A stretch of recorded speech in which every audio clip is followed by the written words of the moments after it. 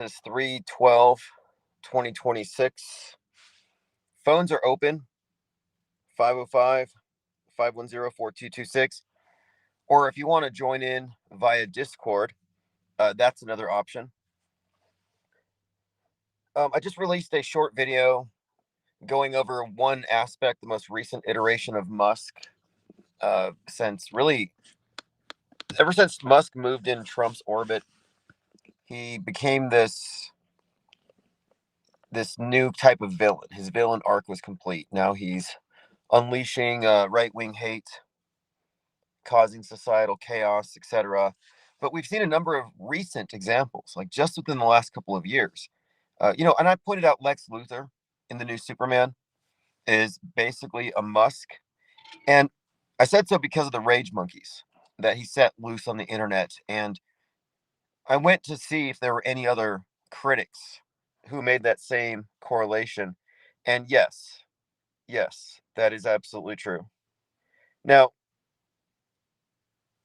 in The Madness, in Mountainhead, and in,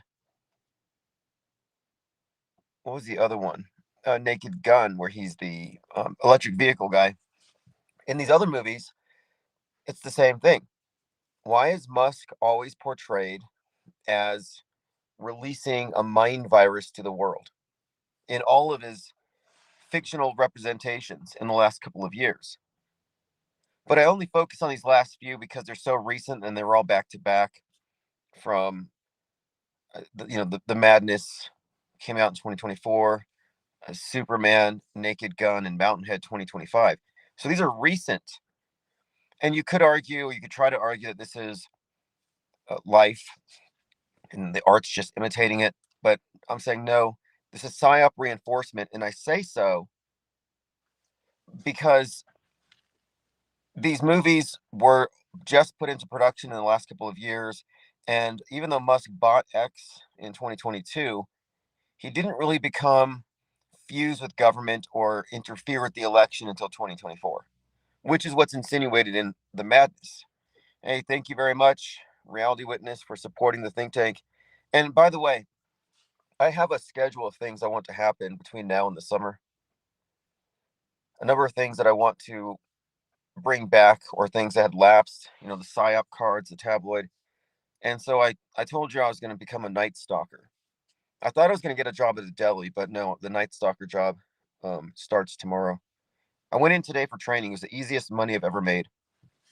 Like, I don't really appreciate how terrible of a boss I am as my own boss, because I am putting a lot of time and effort and energy into things that I know aren't necessarily going to pay off in terms of money, but are nonetheless, valuable investments. And so it's worth my time.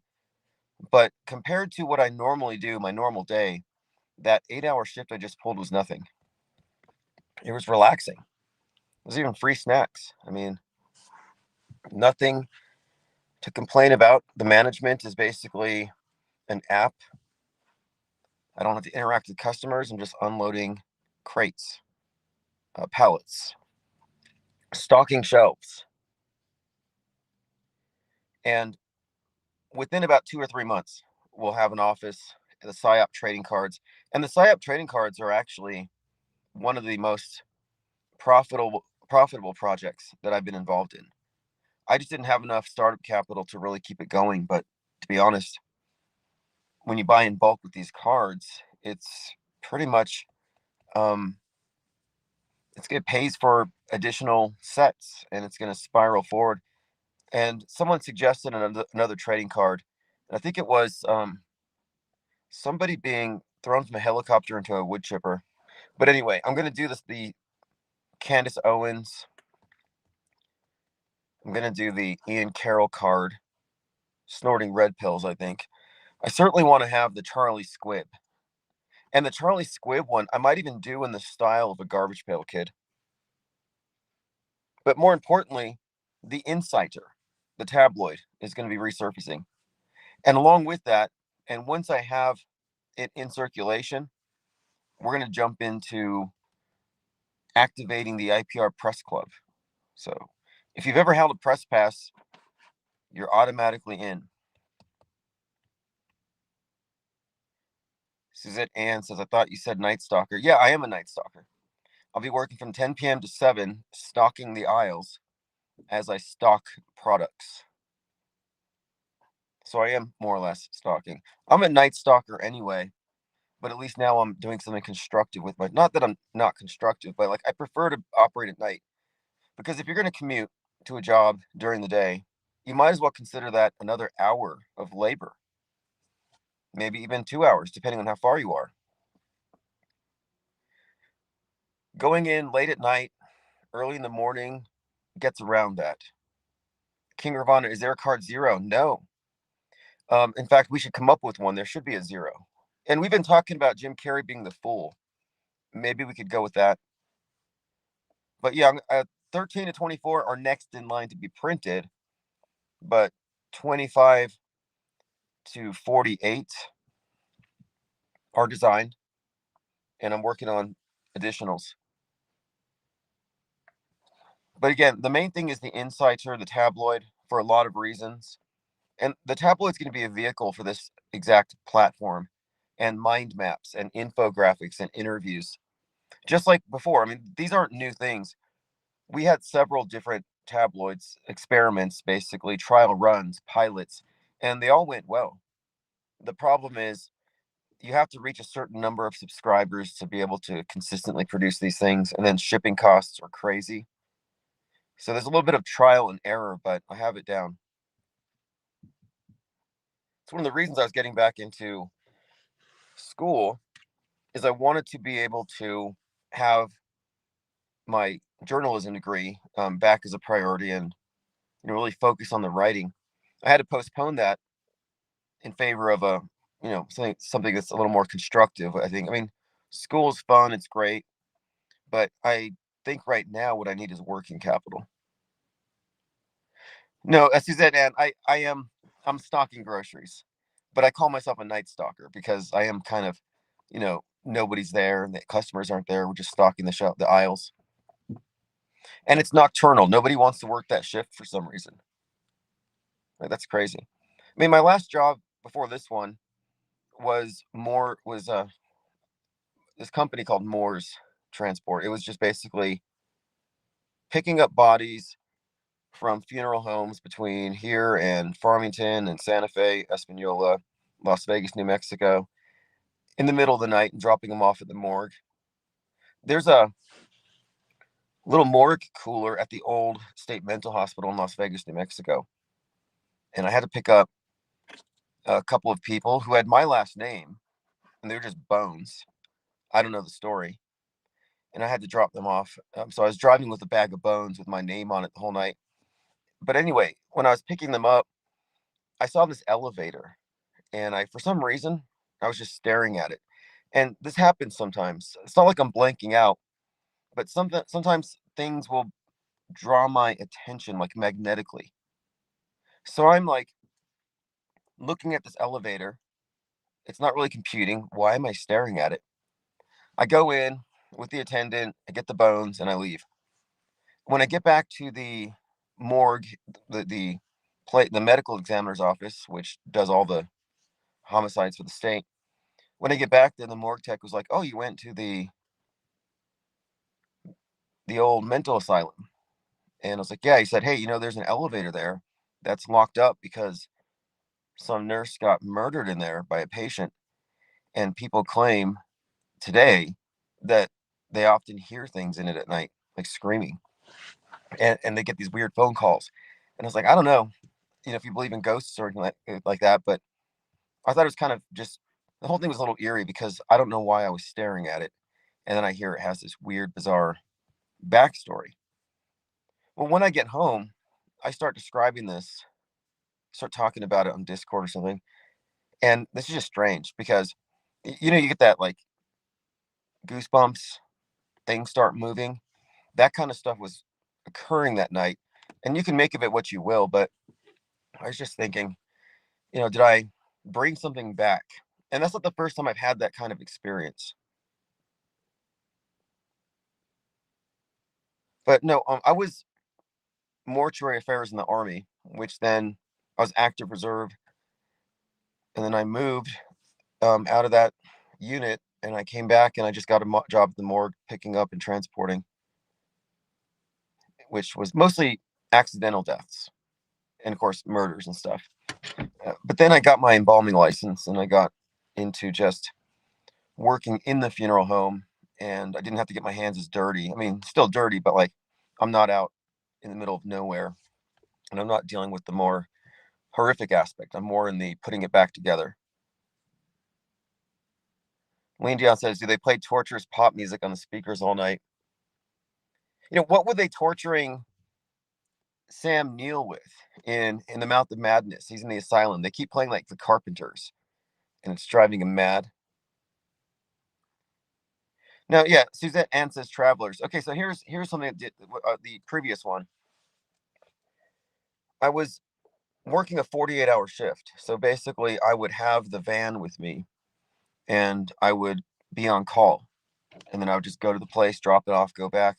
It was a great job because it was a 48-hour shift, which meant 16 hours of overtime every paycheck. And some weekends I would pick up 2 or 3. Some it would be like 20, like really busy. And so the idea that I picked up something from the elevator kind of comports with this other thing where I had brought the morgue van home. And I woke up that night, and I don't remember why, but I had one of the backboards like stacked in the corner, and I mean, I had some weirdo like friends back then who would like, hey, can I buy a body bag off you? People are weird like that, really obsessed with this type of stuff. So I think I brought in a backboard just to demonstrate something for someone. I don't know. But that night, the backboard's in the corner of the room. And when I say backboard, it's one of those big plastic things specifically used for carrying corpses for several years. And so I woke up in the middle of the night because I heard my name. And it's dark, but I saw what I thought was a person in the corner. And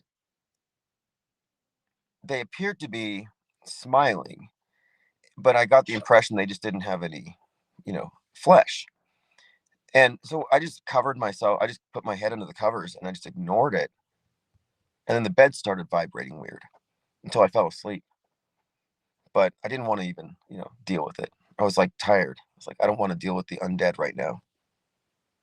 But that was when I started to consider that, is it possible that objects can become essentially vessels or somehow attached?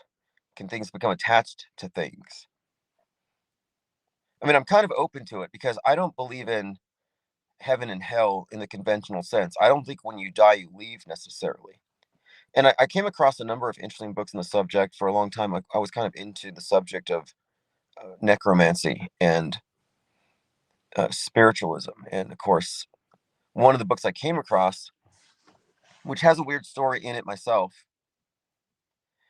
I mean, it was like somebody, a friend, had said that her ex-boyfriend had moved into this like drainage tunnel beneath the highway. So you go into the big ditch, the arroyos, and these tunnels.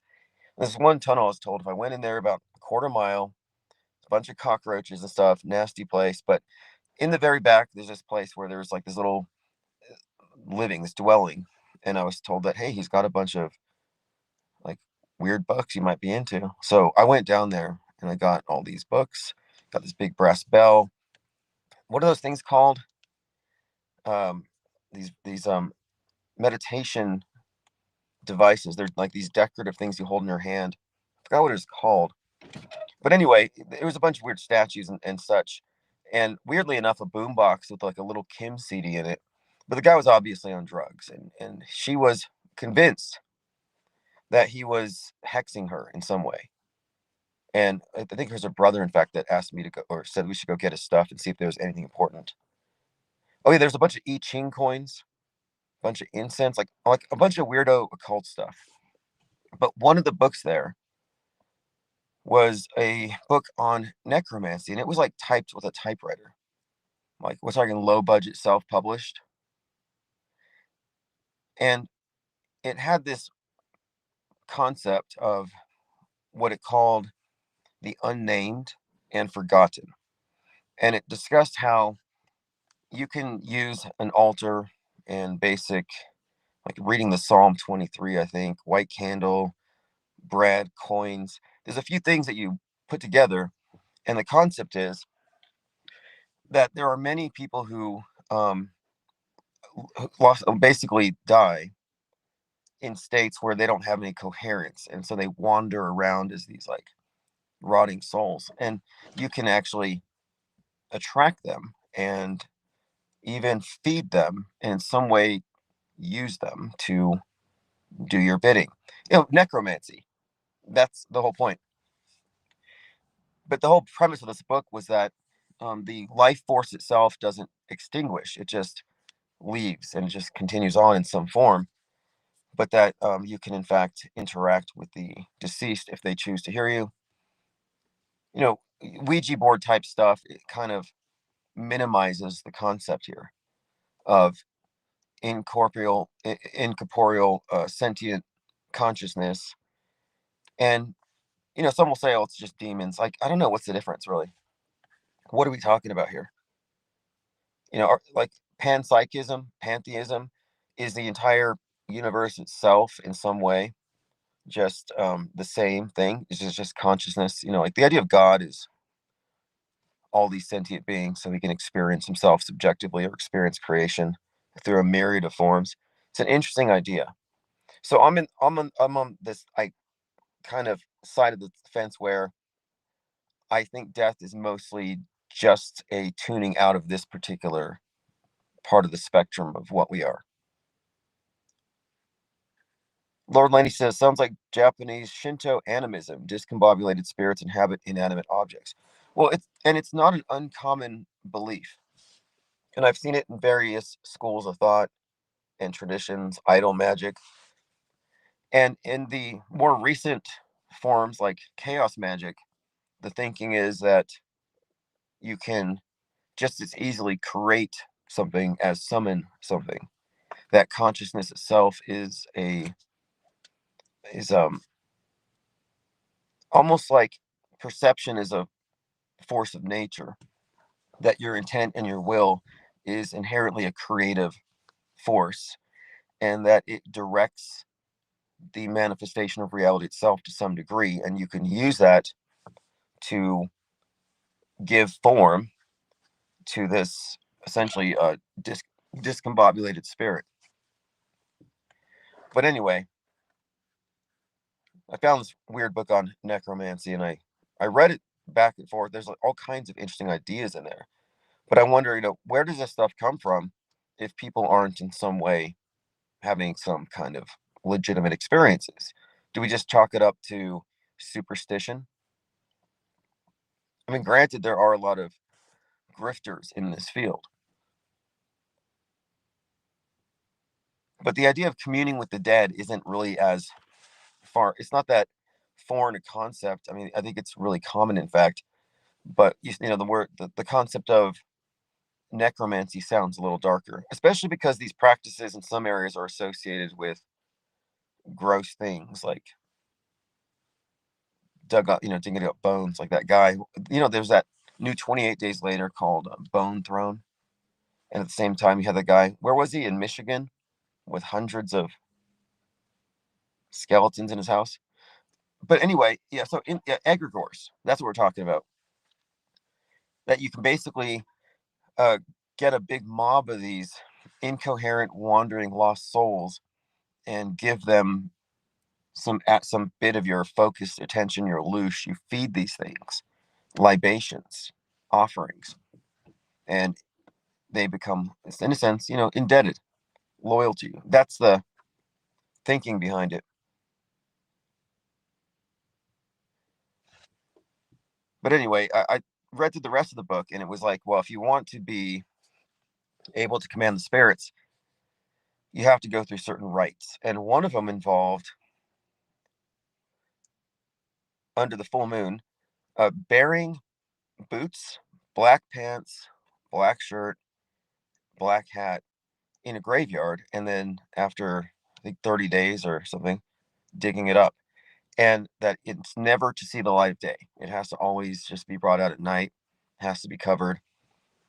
And this book also talked about what it called hoodoo, and it described it as a form of magic that had to do with this intersection of matter and spirit, and that you could interact with the in between during certain times, and specifically at crossroads. So the idea of like a crossroads, like a big intersection, especially in the middle of nowhere, has some great significance to this particular school of thought. And it kind of ties into the idea of ley lines, energy currents. But the concept here is that the intersections are places where there are these natural gateways. And by working with certain classes of spirits that you would call mercurial, like Mercury, trickster spirits, at crossroads, you could, if you're willing to, dabble in the stuff, you would be able to get some kind of exchange going on. Maybe you've heard of Robert Johnson. There's like there are formula out there for like how to do this. Like go to the crossroads 9 nights in a row, and on the ninth night, the devil will appear in some form. I mean, these are just folk myths, but what's interesting about the crossroads thing and its connection to mercurial spirits, and Mercury again, closest to the sun, is consistently represented in various magical paradigms as the messenger, an intercessor. So this, yeah, I'll give you the name of the book. Um, I'll put it in the description. And I came across this other book, though, unrelated, somewhat related. It's called Jinn Summoning. Again, very poorly written, self-published. A lot of these books that have these like oral traditions, these things aren't really disseminated through Barnes and Nobles, but a lot of these are self-published, and you can tell that the person was sitting at a typewriter. So I found this one called Jinn Summoning, and it was supposedly some underground system of magic in from the Middle East, and it involved this concept of two types of jinn, um, disobedient and obedient, kind of like angels and fallen angels.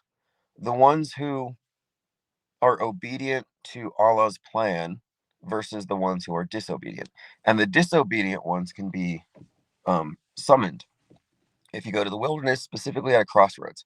So I thought that's interesting, another crossroads thing. And the book said you need to have a red, white, and black candle, three candles, red, white, and black.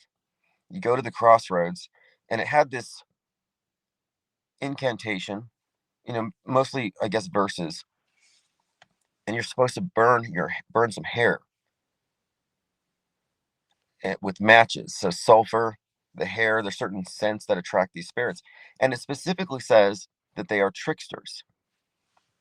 And this is an interesting parallel to the Americanized tradition that is like it's a fusion of like American and Afro-Caribbean magic. But the crossroads thing in America, in these books that I found from here, also involve three candles, red, white, black, and crossroads to summon the trickster. So I thought, jinn summoning, this Middle Eastern underground folk magic, probably forbidden, and American hoodoo, crossroads magic, have these very similar approaches, like down to the planetary association, the colors, the numbers, and the warning about the nature of what you're working with, the trickster. Yeah, burnt hair is the worst smell. I agree. Well, again, the book is called Jinn Summoning. I found it like on Amazon or something, but it was way overpriced. It wasn't the best in terms of the quality, but it just seemed like it came from somebody who was legitimately connected to it, and they weren't. Maybe English wasn't the first language, but I was. I when I jokingly say I'm an alien anthropologist and I'm just studying belief systems and how they interact, it's not really a complete joke. Like I've always been like legitimately interested in different schools of thought when it comes to these matters, because I think that if there's truth to it, it's going to be revealed in the common frameworks. And there are common frameworks, which is what makes me think there has to be some legitimacy to it. But getting back to the idea of necromancy and servitors, egregores, and the concept of being a creator of some kind of entity, that has a very strong parallel to the concept of AI agents. The other night, I was perusing a book on King Solomon's magic and the goetic spirits. And again, these things are all pretty much the same. But the trickster element is what I find most interesting. Like, what is with that? But if you're interested in these books, yeah, I was actually thinking about doing a series of book reviews, maybe even just live going through them, because I have a storage unit I was going through, which is full of a lot of books. And unfortunately, a lot of my best books actually burnt in a very weird fire. I lost a lot of great books. However, I've amassed quite an interesting array. And recently, I've been looking very closely at um, chaos magic, Osman Osper, the idea of sigil magic, because I think what we're seeing when it comes to psyops are clear examples of esoteric rituals, ceremonies, and also it has all the trappings of magic. And the other night I was talking about how when you go into a movie theater, you're entering a black cube and you're facing the monolith, the big screen, which is the Overton window. And you're subconsciously absorbing so much content, extraneous, peripheral images and archetypes that you may not even recognize at the level of, just a ticket buyer enjoying a movie, eating popcorn. But nonetheless, it's becoming part of you. It's merging with your mind. It's like when you watch movies, do you really think that your memories are memorizing it as fiction? Or are these vicarious experiences being processed along with real memories in the same places? Like, I tend to think that we are easily confused, just being what we are. Look at one of the oldest arts out there is magic. And I'm talking about like magic tricks, illusion. So we're so easy to fool. We easily get merged with imagination, delusion, fakery. And it just seems like every time you watch a movie on some level, you're taking part in some kind of indulgence in hypnosis where you're allowing yourself to be hacked. Not that I'm against this stuff, but we know from our observations that, and I think this is worse than subliminal. We know that entertainment works hand in glove with the psychological warfare ops. That movies are influence operations. Daniel says, "Do you have an explanation for the Mandela effect?" Yeah, it is a memory error. I have a perfect explanation for it.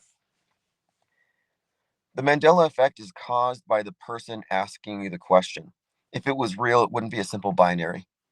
It wouldn't be version A, version B. There'd be multiple spin offs, but there aren't. And the memories are shallow. No Mandela effect can stand up to any kind of scrutiny. None of them. I've been through all of them. You could try me. But my point of it is when the person asks you, do you remember Kit Kat with or without the hyphen? When they ask you, they're actually prompting your imagination to create the one that they brought up. So now you have authentic memories of Kit Kat with no hyphen. But when they ask the question, sort of like prompting Midjourney, your imagination creates the image in your head of Kit Kat with a hyphen. And so that in that context gets when you're gaslit because they're getting you to doubt your perceptions. Like, do I know this? Do I remember this or don't I? If they can get you to question your own recollections, then these two propositions are equal in your mind. So now it's just a question of are you going to accept the premise? So it's called the misinformation effect. The misinformation effect is like standard operating procedure today, but basically the way it works is when you recall something, it's influenced by the context in which it is recalled. And that context can actually influence it or even replace it. So every time somebody asks you a Mandela effect question, they're making you recall a memory and they're contaminating it. They are using the misinformation effect at you and they may not even know it. In fact, none of them know they're doing this. So they are creating the perception that there was a discrepancy. They're creating that false perception of a discrepancy when there is none. There was no discrepancy in the first place. So it's one, it's the misinformation effect. Two, it's retroactive interference. Three, it's interrogator bias, which is why so many people get wrongly convicted based on faulty eyewitness testimony, only to be later exonerated when lawyers examine the interrogation and they find, well, these interrogators created this response. It's not a foreign concept. It's not like a conspiracy theory. Like, this idea of interrogator bias is very well understood. So the Mandela effect actually plays on that deliberately. Well, not intentionally. I don't think all Mandela effect pushers are wittingly part of this conspiracy, but I think this was a direct attack on the cognition of conspiracy theorists. And there are other factors as well that have to do with groups, um, belonging to a group. But I think it's actually nefarious because the same people who fell for the Mandela effect are the people who are calling out news being faked, fake events. Well, you can't say anything's fake on the news if you're now saying that reality's fake. So it's very much, I think, an attack on eyewitnesses, on objectivity itself. And they can get people to think that reality is shifting. But I went through all of these with a fine tooth comb. None of them are legit. There's one purveyor of Mandela effects who would say, everybody knows Timmy fell down the well. And I was like, how did they get him out?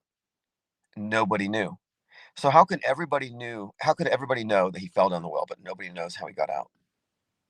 If he fell down, he got out, unless it was the last episode. So how can they claim to remember it? So when people say they remember and they're referring to a Mandela effect, it's important to note that they're not lying.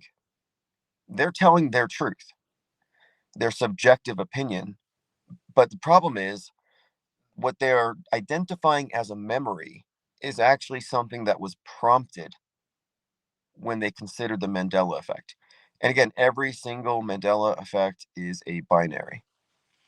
If reality is shifting, there'd be multiple versions of these things, not just either or. But the mind game, the gaslighting, misinformation effect doesn't work if you have multiple options like that. Now, there were some people who were super into the Mandela effect because they thought that it was going to help them, like, looks max and ascend and make their dreams come true, because they thought that this was leading them out of a world of suffering and that they were changing bodily, that they were escaping the matrix, and that the more people who would see these things, the bigger the breakaway parallel universe they would constitute, and that they would break away from all of us, the NPCs who can't see these things. That's how it became something of a religion. So I came out here and I debunked these things, and they got mad at me. They wanted to stone me, but basically, it kind of fell apart. The Mandela effect cults aren't really there anymore. And a couple of the top priests of the Mandela effect called me the God blocker because they thought they found a path to God, and here I am ruining it. I also killed the simulation God, so that's two. Ms. Al says, sometimes I think people ask about topics you covered extensively, like MB, to get you off the esoteric stuff. Possibly.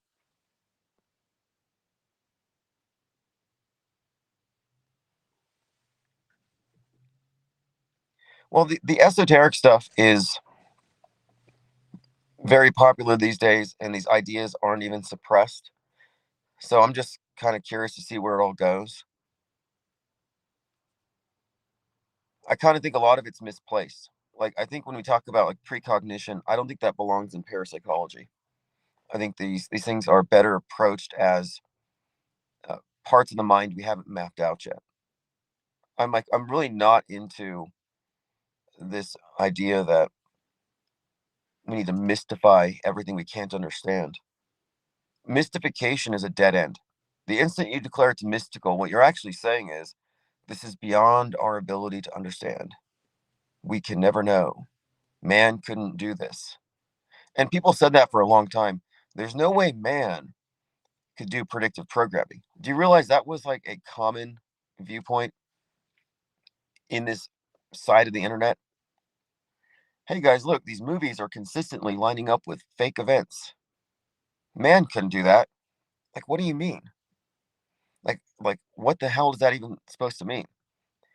That the man, humans, that propaganda run by governments isn't capable of coordinating psyops with the movies when these psyops are always coordinated with drills and agendas? If they can have an agenda ready to launch on the heels of a successful psyop, then clearly there's some coordination here. And this is what they're missing, is that we can now look at entertainment as a subset of government, bread and circuses. But instead of recognizing bread and circuses and understanding the architecture of this thing, instead of looking at how the Truman Show is made, how it works, how we fell for it, how you escape it, instead of looking at the architecture of the internalized Truman Show simulation they put us in, people get lost with these far off explanations. Like Nick Hinton, this big Twitter channel last night, said, yeah, predictive programming means that artificial intelligence with quantum computers already exists because we already hit the singularity, and it goes back in time and it retroactively creates things. Okay, take out your Occam's razor. What's more likely? Time traveling computer programs or time traveling AI, or that there's some level of coordination where the government is surreptitiously using movies as a propaganda vector? Now, I would say that that's something they would want to cover up, because we can move past who's doing this. Is it the Jesuits? Is it the reptilians? Is it the Jays? We can move past that crap, and we can say, well, we can point out that these particular psyops have the direct involvement of these directors.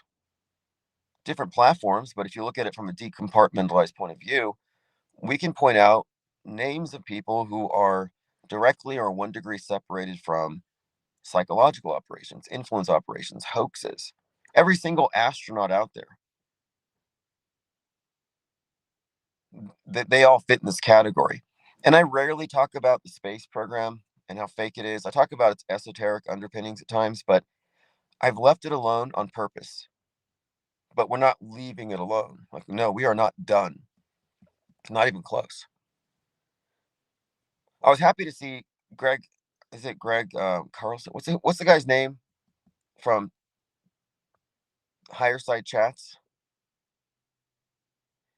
The Higher Side Chats interviewed somebody, and they were talking about how the greatest thing ever made by mankind, the orbiting cathedral, the space station. There's no video of it being made. Ollie Goering says IPS sabotage Stavely from ascending to Giga Chad. Rip. Pretty much. They were like, my liver moved. There's more holes in my head. My heart moved. And and one of my favorite ones was South America used to be directly below North America, and now it moved. And it moved on all the maps. That was one of my favorite ones, because when you look at like cartoons and children's programming or the game Risk, you have this simplified version of everything. And you can tell that a lot of people's formative memories were when they were like 5. And then they see the real thing and they feel like it's a discrepancy. And it's like, no, it's not a discrepancy. But the world's a little more complex than you might remember if you haven't been getting the updates. So we're seeing a lot of, just, I think, cognitive dissonance that's being deliberately induced as a consequence of the gaslighting questions. Do you remember A or B? Because if they can get you to doubt yourself, they put you into a very suggestive state. And one of the other selling points for the Mandela effect is that if you see it, you have evidence of transcendence. You have entered a parallel universe. You proved we're in a simulation. So you could actually consider this to be miracles. These are miracles. If you see something in reality change, shift, and other people see it, but the masses don't, yeah, you are in on a miracle. And miracles are generally just psyops, and it's how religions, get people to believe, and then other people will have secondhand belief on that. But the miracle industry is not new. And the Mandela effect is essentially miracles for simulationists. And I don't think it's a coincidence that the conspiracy theorist crowd is immersed in this mystification of AI, simulation, and of course, things like Mandela effects. It seems to be a deliberately constructed alternative to traditional religion, kind of like science fiction merged with New Age. And that's one of the common things we talk about here is the syncretic blend of science fiction and older uh, religious paradigms and how they reintroduce things. Like last night, we were talking about Luke Skywalker versus Darth Vader and how it's Sun versus Saturn, John Connor versus the Terminator. Same thing. And as we get deeper into these breakdowns, like we're going through all these Gnostic allegories and movies, we'll do the Sun versus Saturn thing, and you'll see how prevalent that is. Another one that I like a lot is the Alice in Wonderland archetype, how it's insert like see you got like Dorothy in the Wizard of Oz. And I think that this is in fact Persephone going to Hades. So the Wizard of Oz is like Hades, Dorothy's Persephone, Alice, Persephone, the Mad Hatter, Hades. Have this we have this like recurring theme, and I've noticed that this is something that seems to signify something about mind control and where we are, collectively. Like we are in Wonderland, Oz, Westworld. But I picked up on a number of these archetypes that are just rampant.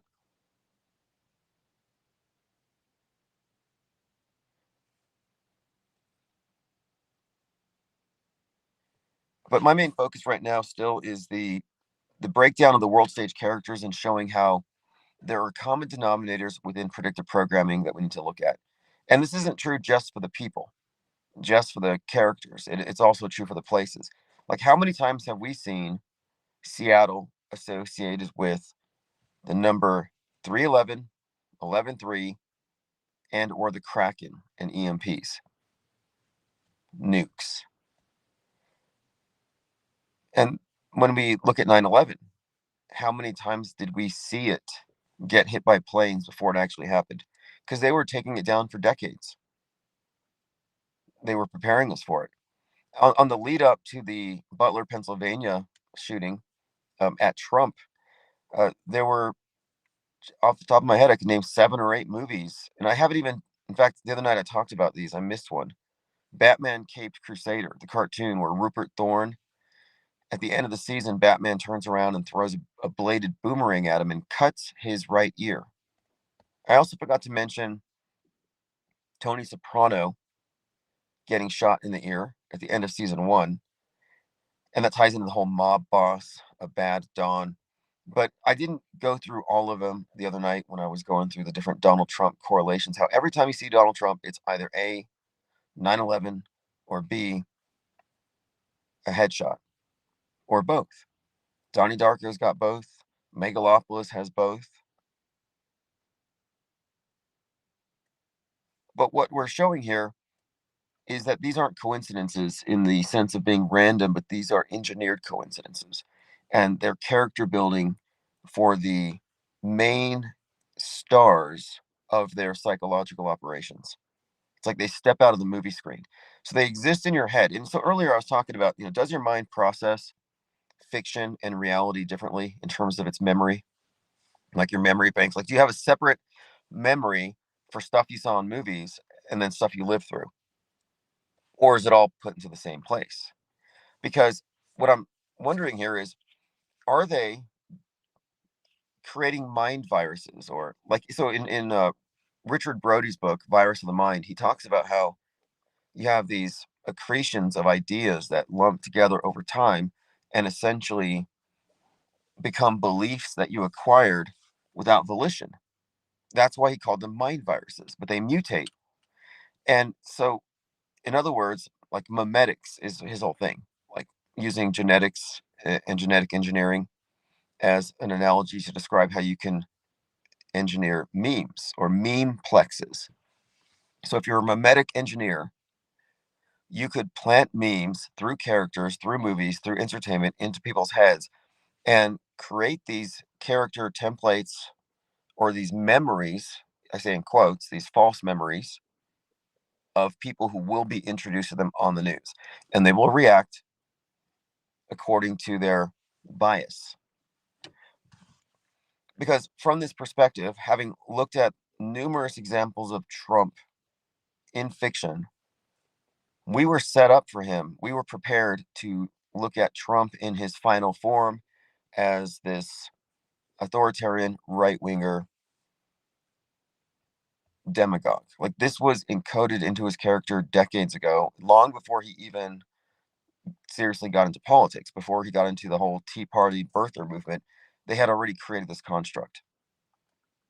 Musk, 1952, Mars Technical Tale, the Elon who colonizes Mars.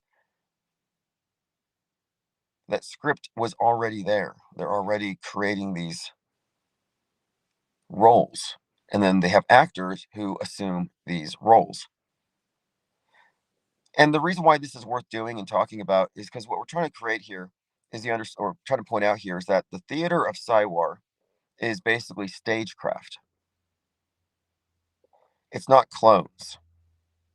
It's not simulation or AI or CGI. No, there are people out there who are just sowing confusion. They're like, Jim Carrey never existed. There's no such thing as Jeffrey Epstein. I'm like, okay, you know what? This sounds to me like an active measure so people don't get a grasp on what we're really looking at here, which are fake people, fake events, and a manufactured history that is experienced collectively as essentially an alternate reality game. Our involvement in it makes it real. We all acquiesce to the basic premise of every fake event. And before you know it, we have a shared history that has all these things that didn't actually happen. But it's really impossible to see it, from the Normieville perspective. And you certainly can't see it from Trutherville because they're too invested in the belief in these things. Like, the bloody guardrail holds people behind. If you think they kill people in psyops, you haven't figured this thing out. And you have no evidence. In our Discord server, we had people in there for years who seemed like their only task was to refute me on that point. They'd be like, people do die in psyops. You don't know. Oh, you think they wouldn't kill people? You know how long I had to push back against that one? And I noticed this. Like, I take note of the ideas that get pushed back. And I notice, and I'm not saying these people are agents or plants or misinformation operatives. I just think that a lot of people adhere to truth or orthodoxies they never challenged. And they defend these things. And what I've been trying to point out here is that if you defend alt media, you are defending the establishment media's duopoly. You're part of the program.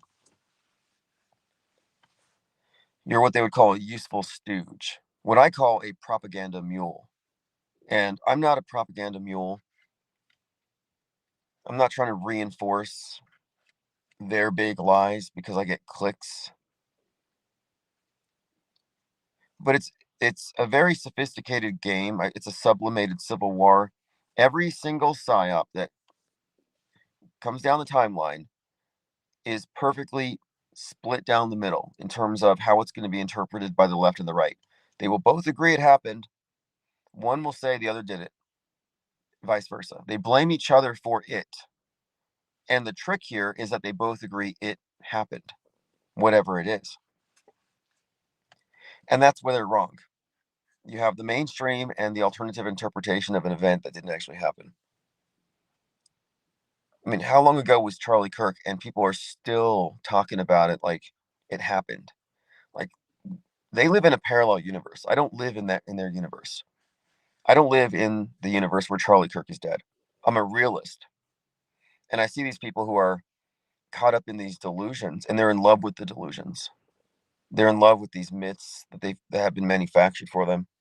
And again, the reason why everything is so triggering and everything triggers this left right sublimated civil war is because the public has been or is being triangulated against itself. That's how this thing works.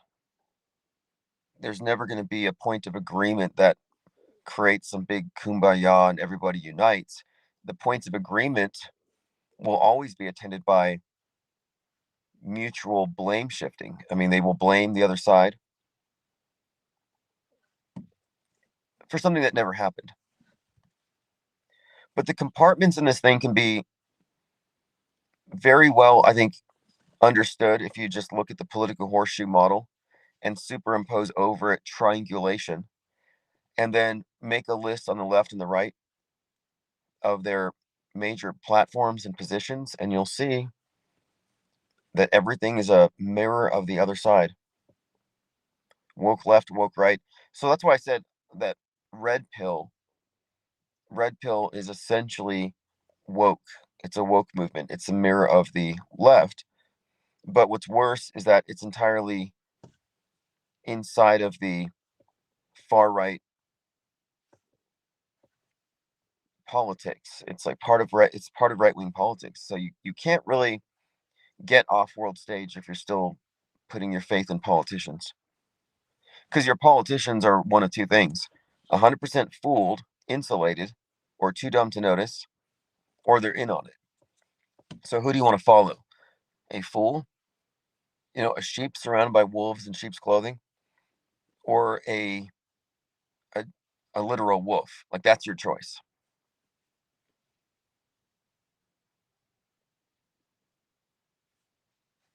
But I've got serious Charlie Kirk fatigue. I stopped caring about that a long time ago. But its relevance is simply in that it is one of the best examples that we have of concurrent predictive programming, with the added bonus of the main or the secondary character is still participating in world stage events, and we can see her walking in the footsteps of her corresponding fictional characters.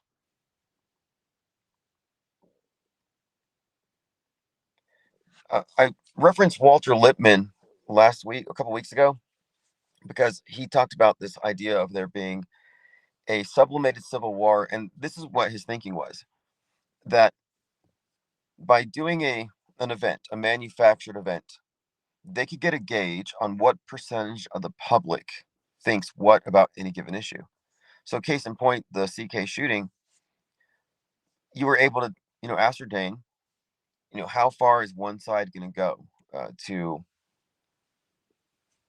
respond, to retaliate? Like, is there a political will for some kind of civil war to actually happen or pop off, or something along those lines? So, it's a way to gauge public opinion. But according to Walter Lippmann, when you could find out what 51% of the population wanted, you could just give it to them without breaking anything, without anybody having to die, without spilling blood. You could peacefully let the mob get its way and make it think it had a victory, when in fact you're just essentially guiding the mob in the least destructive way possible. And so he saw this as a way of replacing democracy with might makes right, with force, and he called it a civil war, but it's sublimated because it happens in the mind. But the reasoning here is, I think, pretty sound. Like if you know this much of the population is willing to do this, just give it its way. So it's like pacification is what we're seeing. It's like government by pacifying the mob. Now I don't know if that's how it really works. I mean, that was his thinking on it. I'm more in line with the idea of superstition maintaining the cohesion of the state. And there's no doubt we've entered into a very superstitious age. There's no checks on it. There's no pushback. I mean, there's no pushback against these outrageous claims that have become normalized. QAnon is mainstream. They just got rid of the Q part. Frazzle drip is mainstream. Normieville stuff. Normies are mad about it. I mean, I heard it myself in class. I heard them talking about, yeah, because Epstein. Like they all just take it for granted that it's real because they saw it on TV. They just shrug, like, yep, the elite people are just a bunch of child trafficking cannibals worshiping Satan. Yep. And that has no consequence. They just say it. It makes them a little more cynical, perhaps demoralized, but nobody does anything about it anyway. So what does it even mean? I mean, there was a war, I think, something with Iran, but everybody got distracted by Jim Carrey's Botox. Like nothing is more relevant than anything else in the mind of the brainwashees. Like I'm convinced that everything is so tabloid and engagement bait and rage bait has pretty much replaced any serious discourse. But what I'm looking at here is the thinking process. Like what we're looking at here is that the public has been taught to consume media in a certain way, and there are certain frameworks you have. And the mainstream and conspiracy theory frameworks are different, but they have the same starting point. But what defines them is passivity and credulity, which is the opposite of what I would consider to be active skepticism. And that fundamental difference is what separates what we are doing, what our analysis is, from mainstream and alternative, which are essentially a duopoly. And by credulity, I mean they automatically believe their side, but they automatically reject the other side. And I'm not the only one who's pointed this out, and I think it's problematic that people are very quick to believe things that go along with their preconceived notions. It's like auto believers, but they're alternative auto believers. And they have so many beliefs they've been given. And the whole conspiracy theory subculture is always chasing the latest thing, it's all novelty oriented. And so there's this complex of just all these different beliefs. It's a form of entertainment more than anything. And they don't want to lose it. A lot of people don't want to let it go because it's escape. They need the escapism. And what are they escaping from?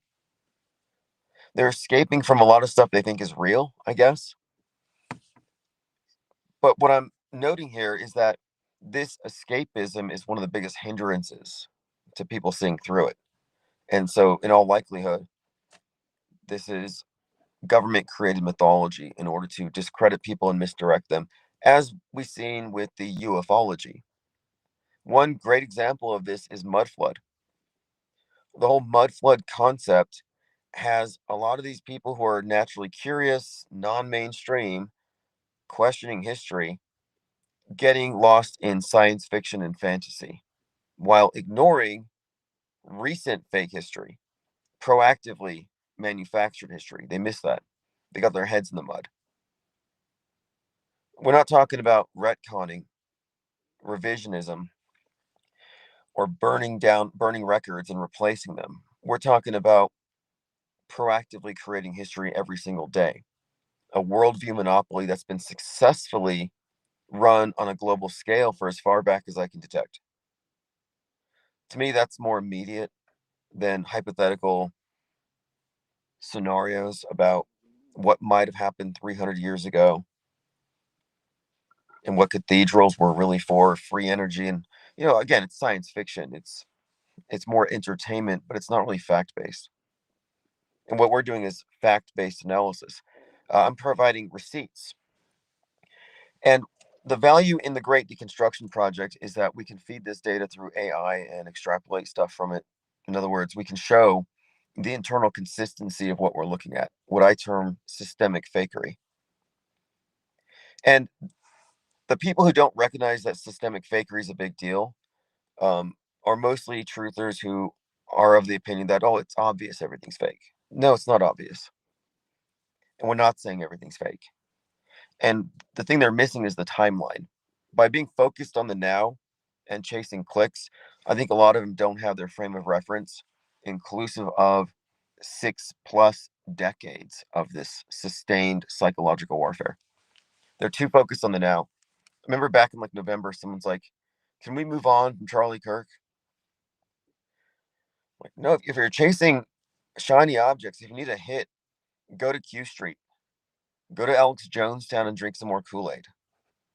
Go find a propaganda mule to hand you some red pills, because we're not junkies looking for doses of infotainment here. We are engaging in a deconstruction. This is basically a philosophical discussion, but we're deconstructing the internalized simulation that the masses have all unwittingly acquiesced to, a simulation that requires them to be passive recipients of mind viruses, which is why I often say the government gave the public maids. Yeah, there's been a pandemic long before COVID, the mind AIDS pandemic. Non-functioning mental immune systems 100% susceptible to every single passing mind virus. And they're not curing mind viruses. They're not trying to educate the public to be better at processing media. They're not trying to say, hey, you need to update your operating system. No, they want a credulous public. They don't want skeptics, because they want the public to be programmable. What they want to do is censor those of us, or ignore those of us who are pointing this out, that they need you to be compliant and passive and moldable and gullible.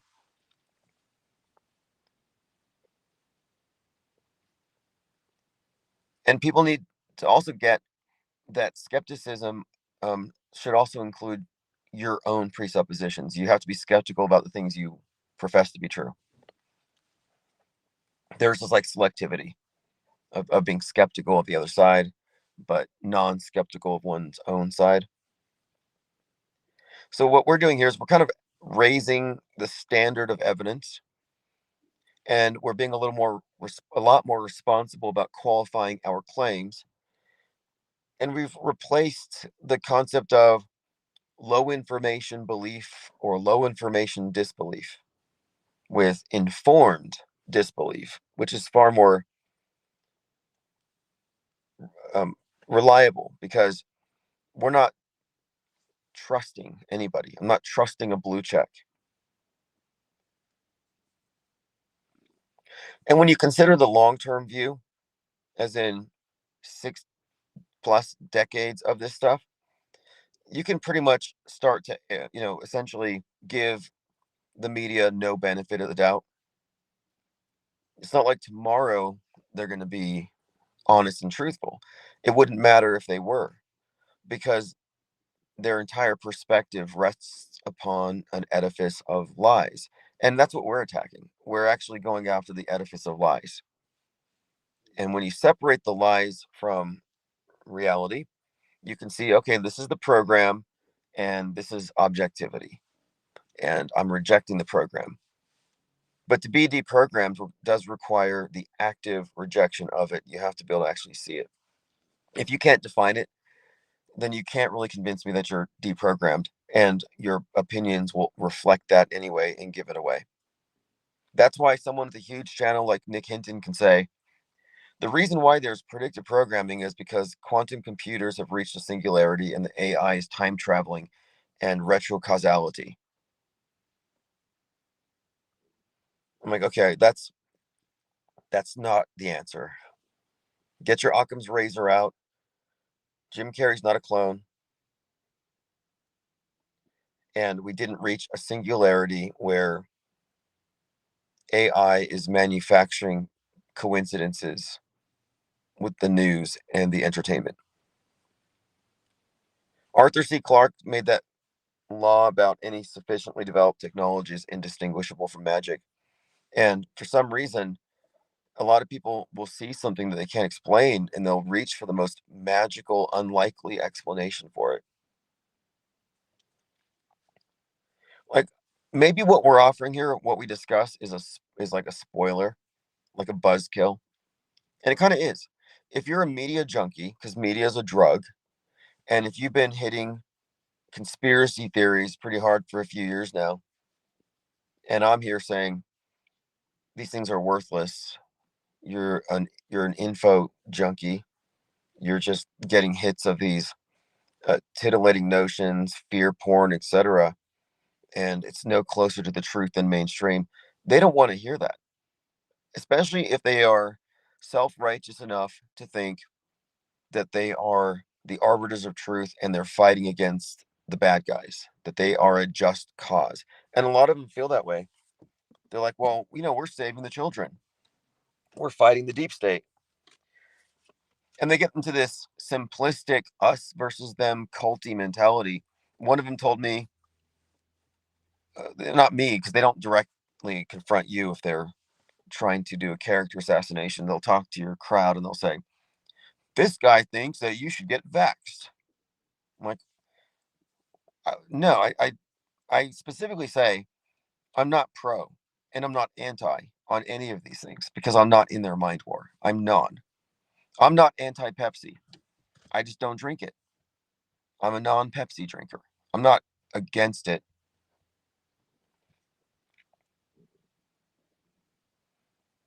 But if you automatically categorize people who aren't on your side as the enemy, you're in their system. You're on one or the other side of their bifurcation, the schism.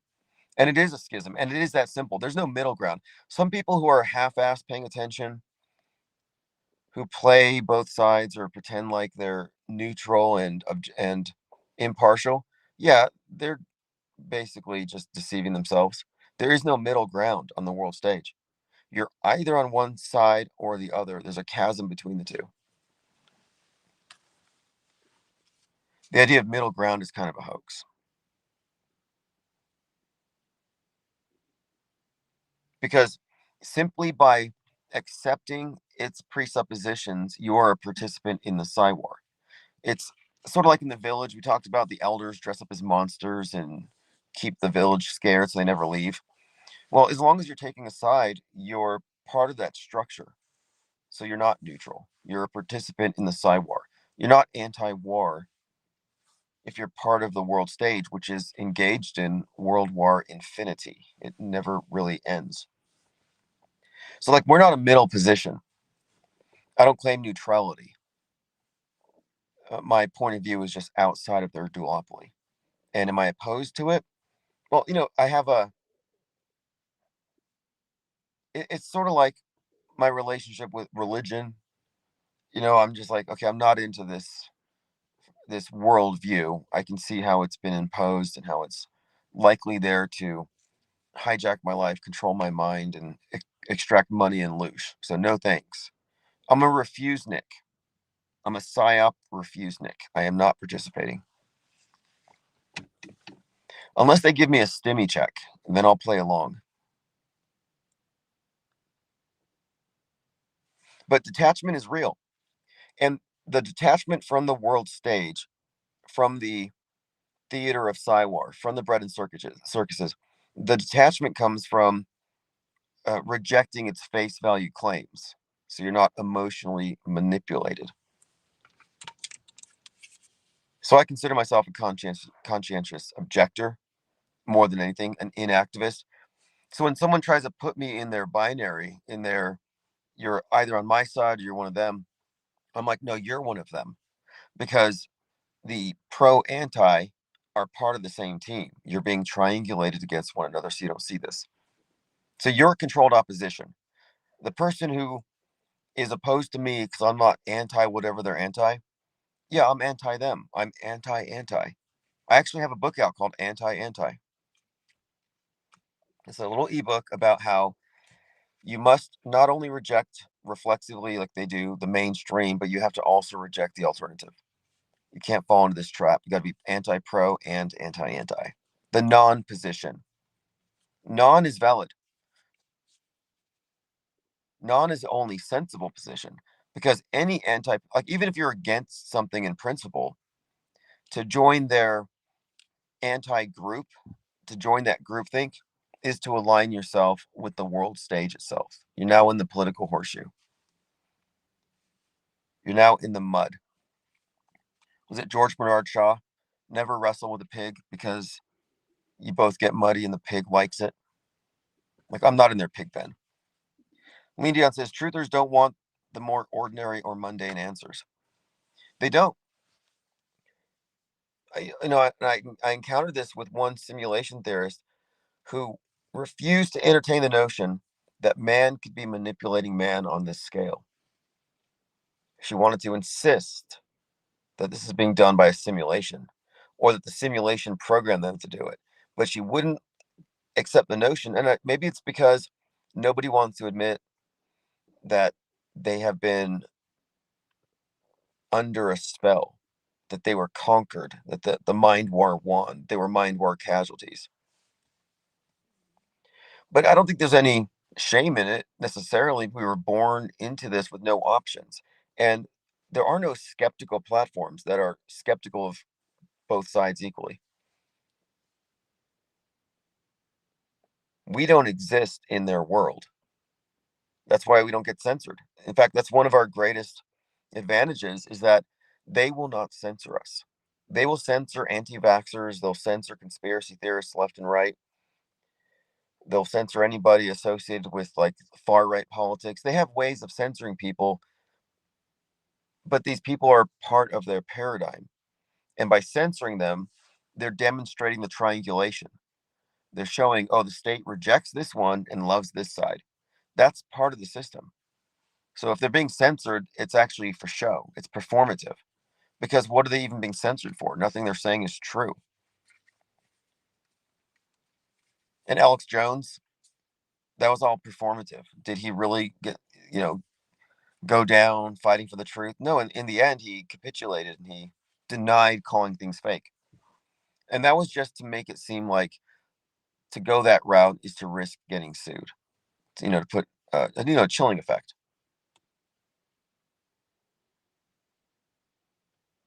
But about them not wanting more mundane answers, it's true. And I don't think I don't think it's a serious thing. I don't think they're serious. Like, are you a serious thinker if you're staring in the face of an encroaching dark age, like say the Reformation?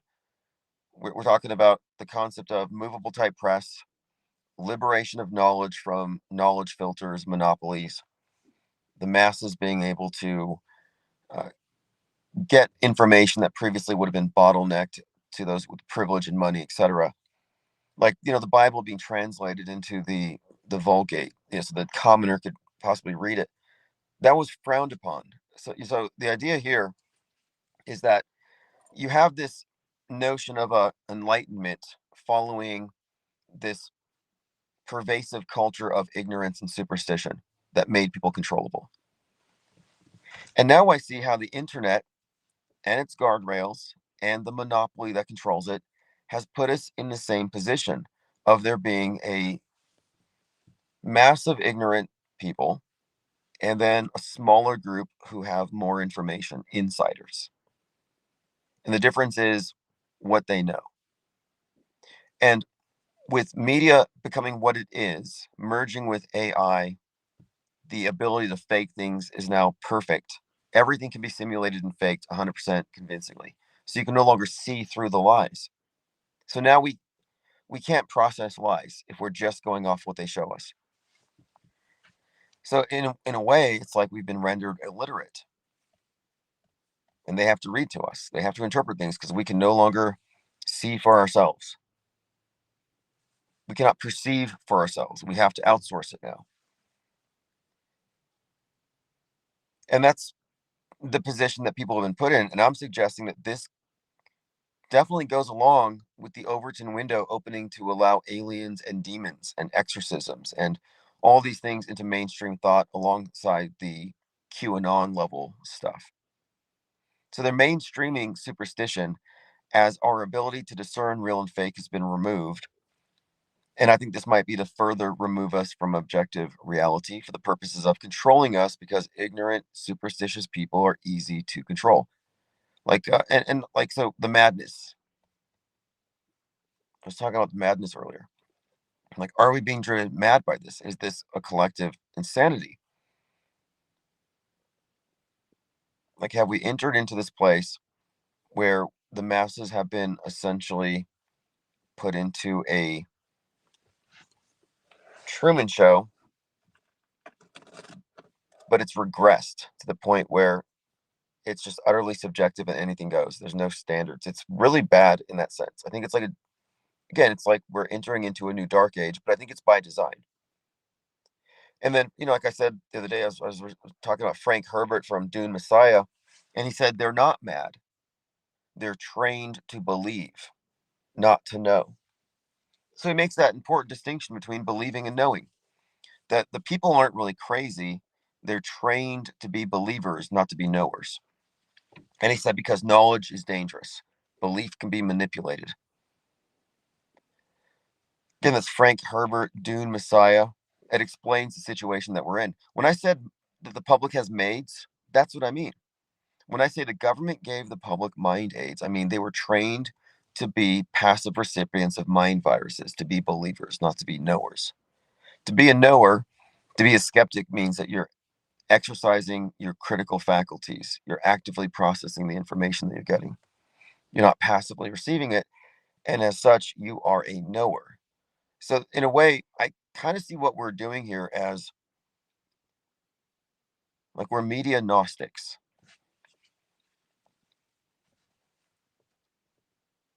And I don't think it's a stretch to make that analogy. And I'm doing a deeper dive into the Saturnian symbolism inherent in so many of these movies, the Gnostic stuff. And I'm thinking here, there's a bit of a pattern here that I'm picking up on. But as far as a framework, it makes more sense. If you're at all PSYOP aware. First, Lil Hate says the new Artemis 2 launch date is April Fool's Day. Now, Artemis is the twin of Apollo, and the mission has been plagued by a crack in the hull. So it's like a broken arrow, and she's an archer. So we've been talking about the symbolism of the archer goddess and the broken arrow meaning a nuke. And the first time they tried to launch Artemis, it was during the month when Princess Diana was being commemorated. And Diana, moon goddess, lunar goddesses, 13 lunar months. The number 13 is associated with all of them. And she crashes into the 13th pillar. And I thought, cracked pillar, cracked rocket, broken arrow, archer. Is there a pattern here? At the time, we were talking about Gabby Petito and Marilyn Monroe, Princess Diana, and this spring maiden Persephone, the myth being portrayed on the world stage. So Persephone is Virgo. And the story of Persephone going into the underworld has to do with the transition into fall. So the spring maiden going to the underworld. And we've seen this story of the kidnapped spring maiden taken to Hades played out multiple times ritualistically, like symbolically. And this is, one of the, like we talk about the mysteries, like Freemasonry. uh, King Solomon's architect dies protecting the secrets and he's resurrected. Like this recurring myth that we see in many movies. While this Persephone myth is part of the mystery schools, it's one of their main rituals. And to see it portrayed in events like Gabby Petito, Princess Diana, like dying in the tunnel, uh, but also in so many movies that incorporate themes of like Alice in Wonderland, Dorothy. It's pretty common, very prevalent. I've seen some fascinating examples of this playing out where, like, for example, Westworld, you have Dolores. And so Dolores is like Dorothy, Dolores. You even see her with the same blue dress. So Dorothy, Wizard of Oz, Dolores in Westworld. Man in Black, the man in black with the knife is the Saturnian character, the Hades character. the one that has her imprisoned, and then she has to overcome the cycles to escape. Well, the actress in Westworld who plays Dolores, who's being oppressed by the man in black who threatens to kill her dad, she put out a documentary about her relationship with Marilyn Manson, who, the archetype is very similar to this man in black, and the Saturnian stuff is certainly there. And she put out a documentary about their relationship. And she said that when she met him, it was at a party. She was looking over a balcony, and he said to her, "Don't fall." And then afterward, he invited her to collaborate on a script called Alice in Wonderland. So right there, I'm thinking, wait a minute, don't fall. Persephone falls into the underworld. The idea of Alice falling down the rabbit hole, Alice in Wonderland, Persephone, Man in Black, Hades. These elements are all there in her recounting of their relationship. And in this documentary, she says at one point he had even threatened to kill her dad. I'm like, that's weird because the way she's describing her relationship as being imprisoned by this person, as being caught in a cycle of abuse, and then having to escape, very much mirrors the Westworld relationship with the man in black in multiple ways, which makes me think that her entire drama was fabricated, some kind of bizarre PR stunt. And then I found more, and it had to do with a song that a couple of music videos that involved her, but a song that he put out where he says that um, and the song is called something, it's a really bizarre word, like over the under something. But anyway, in the song, he says the rape of Persephone was a marketing scheme. So he talks about this hoax of, Persephone, but it ties in to this idea that maybe this was some elaborate PR stunt, sort of like Amber Hill and Johnny Depp. Was that real or some kind of elaborate PR stunt? So I kind of question if her story was real or if that Alice in Wonderland script might have pertained to this, but it's really hard to say, where the PR stunt begins and the reality, ends. But the fact that the Westworld storyline mirrored her recounting that relationship in so many ways was kind of a hoax indicator to me. Yeah, and then she passes the Phoenix Law, which has to do with statute of limitations, resurrecting old cases. And then his ex before that was Rose McGowan, who started the Me Too movement. So the Phoenix Law, or the Phoenix Act, and Me Too are analogous movements. And they're both started by somebody directly connected to him. So looking at it from that perspective, and then his previous associations with psyops, such as the Littleton, Colorado thing, it seems to me very scripted.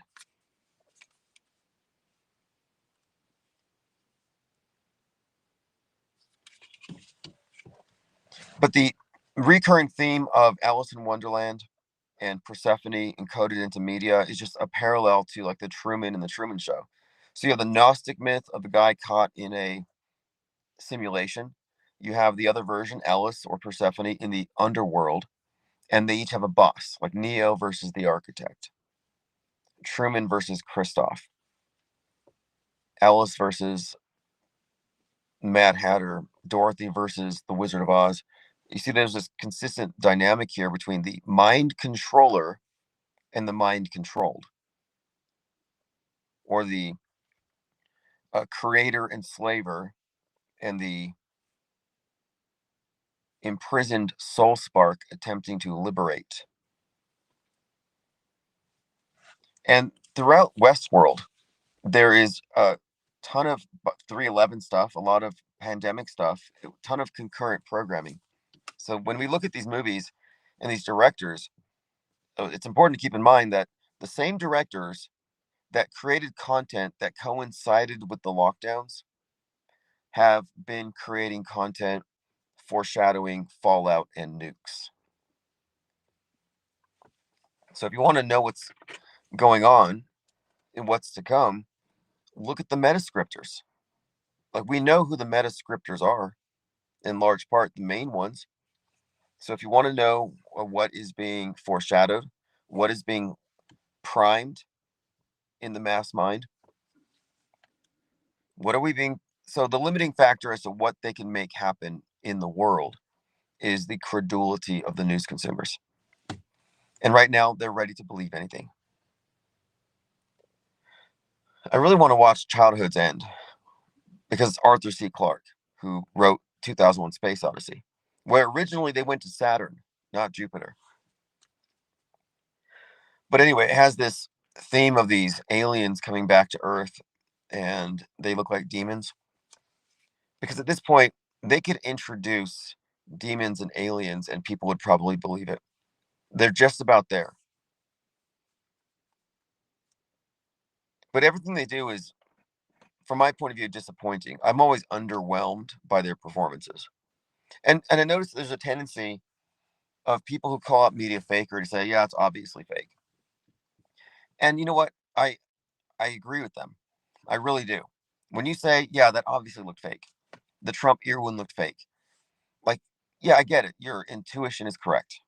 So I'm not trying to contradict their intuition because they can sense it. They know it's fake. There's a gestalt. There might be 1,000 little minor details that inform them that it's fake and it just doesn't match reality. However, uh, when we're discussing these things, we have to keep in mind the credulity of the public, and to them, it doesn't look fake. So we have to go outside of relying upon quote obvious things that we can point out on the screen and get into the deconstruction aspect of it. What is the context in which the event happens?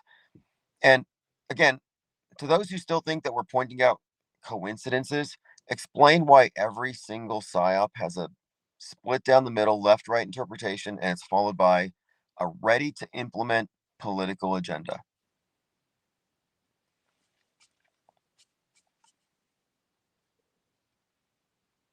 And I'm not even trying to push back anymore against the people who go with the mainstream view that we're just talking about coincidences, because what we're doing here is snowballing. It's inevitable at this point.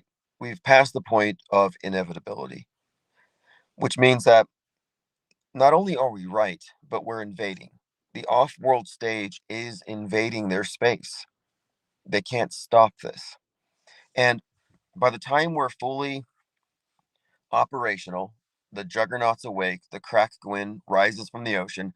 By the time we really start hitting this thing, uh, you know, set the world stage into this state of panic in certain key areas, when we reach critical raft, they're going to have a lot of catching up to do. So leave them in the dark. The people who are refusing to acknowledge the validity of what we're describing, who are continuing to cling to the old paradigm and the old operating system, leave them. I mean, who really cares? We don't need them. They're actually serving the other side. This is revealing. This is a time of great revelation. Because when the paradigm shifts to accommodate a third perspective on media outside their duopoly, grudgingly, obviously, but when this reaches a certain size to where they can't really control it, there's going to be a point, there's going to be a reckoning where a lot of these people who are cowards and sellouts are just not going to,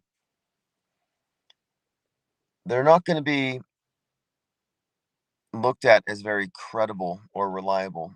I mean, what are the incentives for upholding these old operating systems that keep people locked in their duopoly?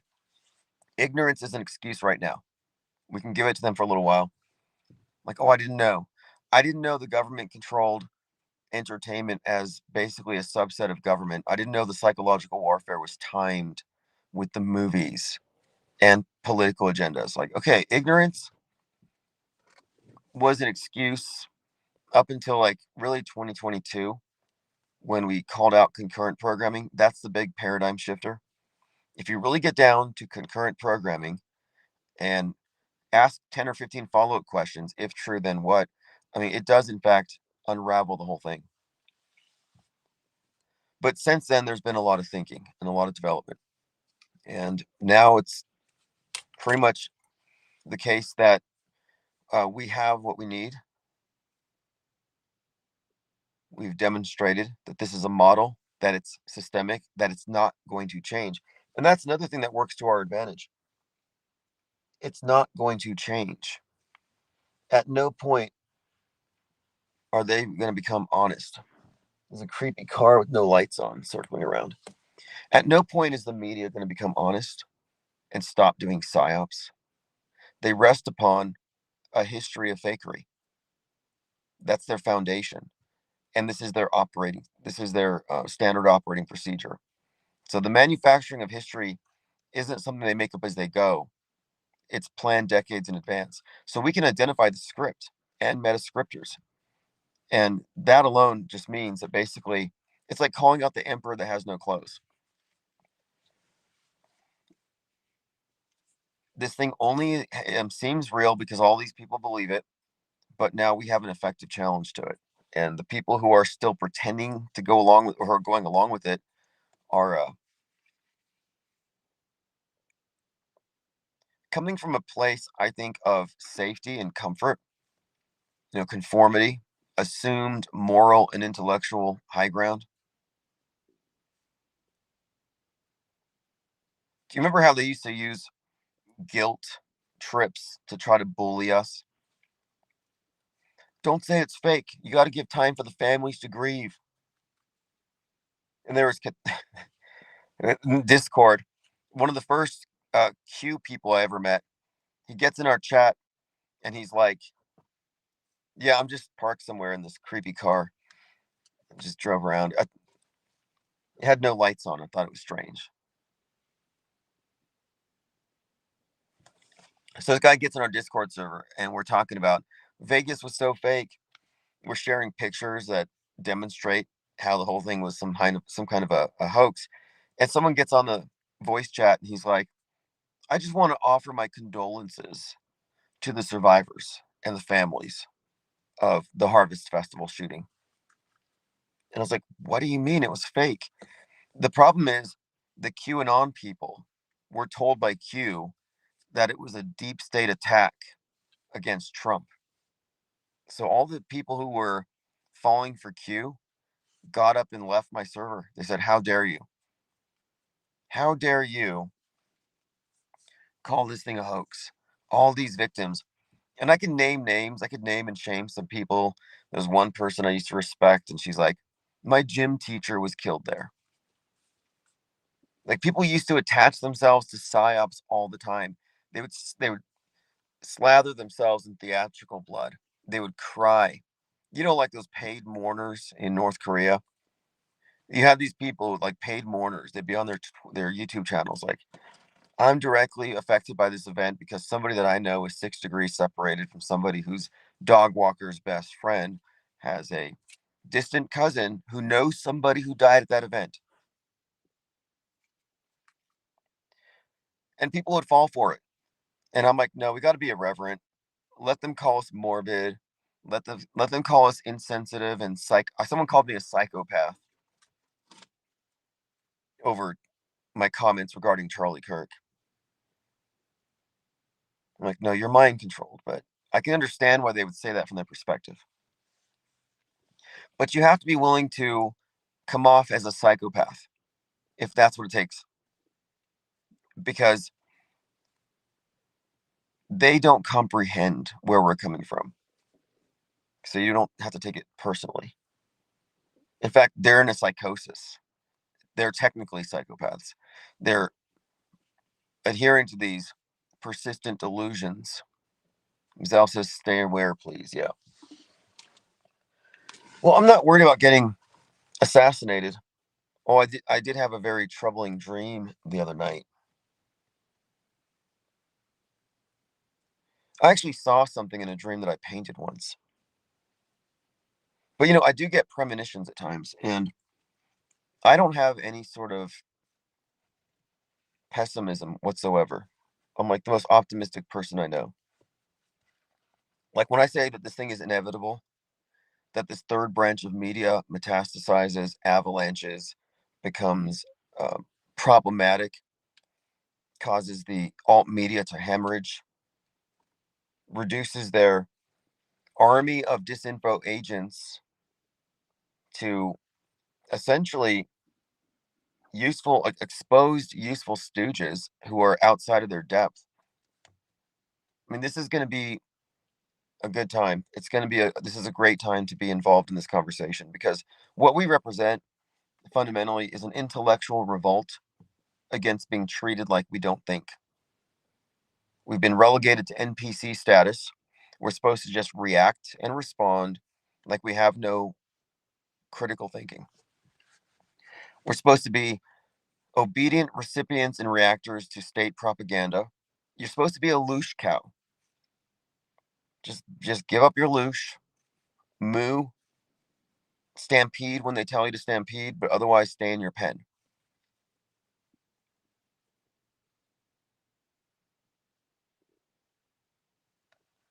And that's where people have been for a long time. And I just don't think that they're ready, because if you don't know the history of the whole flat Earth thing, the reason why it left YouTube, because conspiracy theories stay in their little sections. The reason why flat Earth became a topic is we put it on billboards, and then we got involved with a daredevil who made it go viral. And not only that, but I didn't just buy billboards. I would organize interviews. I would get CBS, ABC. I got the news media involved, and I had them. In fact, I was telling all these other content creators, call your local newspaper, have them come to your events. The whole point of it was get outside of YouTube so that the gatekeepers and shills and agents and operatives don't have any reach. And then it became a thing, though, largely because the media wasn't in any way positioned to respond to it. They treated it like a joke, and then it became serious. And then all of a sudden, you had people like was it some basketball player? Yes, celebrity after celebrity just saying the word, but they always kept it within certain boundaries. But it became a way to get traffic, and then it became a big joke and a meme. But the point of it is, you could see how there wasn't this coordinated response to it. They didn't treat it like it was problematic, and then they overreacted to it. And their overreaction was the point, because my thinking was, if there's anything to any of these things, the best way to find out is to get it in front of the most number of people possible, because just because you come across an idea doesn't mean you can solve it. Maybe you need somebody in a better position with more insight to add to it. So, I'm talking about like human intel, crowdsourcing the truth. Well, when auto-hoaxology, when media deconstruction, properly explained, reaches enough people, a lot of curious people with better resources, better insights, additional insights, or different ideas, related ideas, perhaps other insights we've missed, or people who are even close to these industries that are involved directly or indirectly in psychological operations.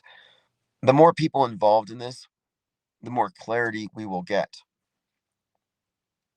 And there's 200 of us now in the Discord server, but it's pure. It's 200 people who don't fall for alt media guardrails. It's 200 people who are psyop aware and who are mind war inoculated and who aren't reactive lemmings. So I think it's important that we have this pure core, because this is what is going to be metastasizing. There's no bitter clingers. We don't have any false flaggers. We don't have any antis in here. Not that it has to remain pure when it blows up, but the core will maintain that purity. We will have the people who are fighting to defend the old paradigm, just open season on them, debate. The truth is going to be self-evident here, especially with the aid of AI. And the best that the opposition has is, because we're not even talking about the conspiracy theorists. The conspiracy theorists are lost. But mainstreamers, the best they can say is those are coincidences. And the premise can be stated in 10 seconds. Our history is being manufactured through psychological operations because government has turned entertainment into a subset of government itself. Bread and circuses. Bread and circuses as government shouldn't be that controversial a notion. But what should be scandalous here is that we can show how all the big movies and the biggest directors are working in the psychological warfare zone against you. Like we're not beneficiaries of this propaganda. We're targets of it. You are a target demographic. And is this propaganda? Like I sometimes I say this is a soft totalitarianism or a benevolent dictatorship. When I say that, I mean, it's better than you being killed. It's better than literal destruction, that the war has just been internalized.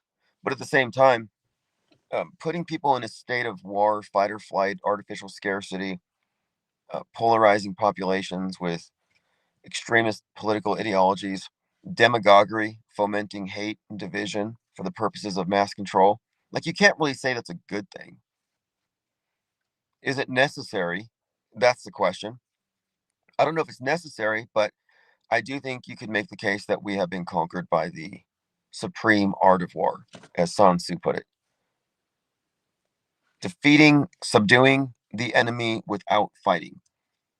Look what they've done. The truthers have been subdued by the Jeffrey Epstein story, and now they all believe that they have evidence that they are controlled by Israel because the Mossad controlled Epstein and Epstein compromised everybody.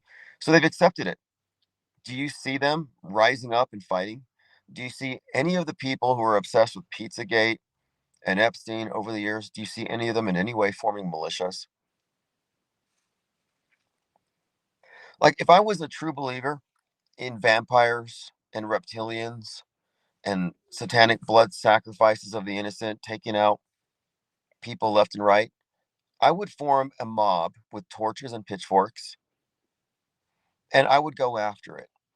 Like, I'm not going to sit back passively while demonically possessed reptilian hybrids eat babies in my neighborhood. I'm not going to stand down. But I'm not doing anything because I know it's not true. The people who think it's true aren't doing anything. They've been conquered. They've been subdued. Lean Dion says, I think the system's cruel. It's destroying minds. Well, here's where I think the cruelty comes in. The paradigm itself truncates human consciousness and leaves you at the level of the ego and it being a byproduct of the meat suit. So we're these egotistical apes, right? And that's all we are. And the paradigm we're in reflects that. As above, so below. Like, we are a microcosm. We're essentially an extension of the system they've given us. And it's, in a way, it entails systemic gaslighting. If your intuition, if any kind of perception outside of what your senses provide you is automatically disregarded, then we've been put into a very limited model when it comes to our understanding of the mind. Like, we've preemptively concluded that we know all there is to know about the mind and everything else is just superstition and new age nonsense. So the cruelty here is in how we have been essentially, um, I would say, reduced. Like, the misanthropic religious paradigms that have mortification of the flesh and asceticism as necessary, being penitent because you're a sinful beast. Yeah, to me, that's very hateful. And if you think about guilt and shame and people being manipulated by this slander on us, because I'm something of a humanist, yeah, it's inhumane and it's somewhat cruel. Weaponizing ignorance is cruelty, but also I think the system. It's like Truman was a fool in the Truman Show. He was completely mind controlled. Sure, he was safe and comfortable, but he was also totally ignorant,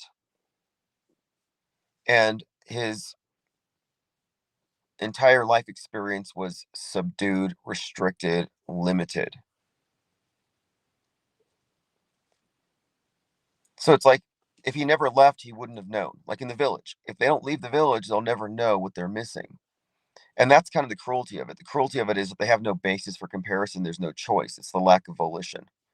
So would you opt to live in a cult of soulless, agency free, narcissistic, domesticated apes in a meaningless universe, in a world run by satanic pedos?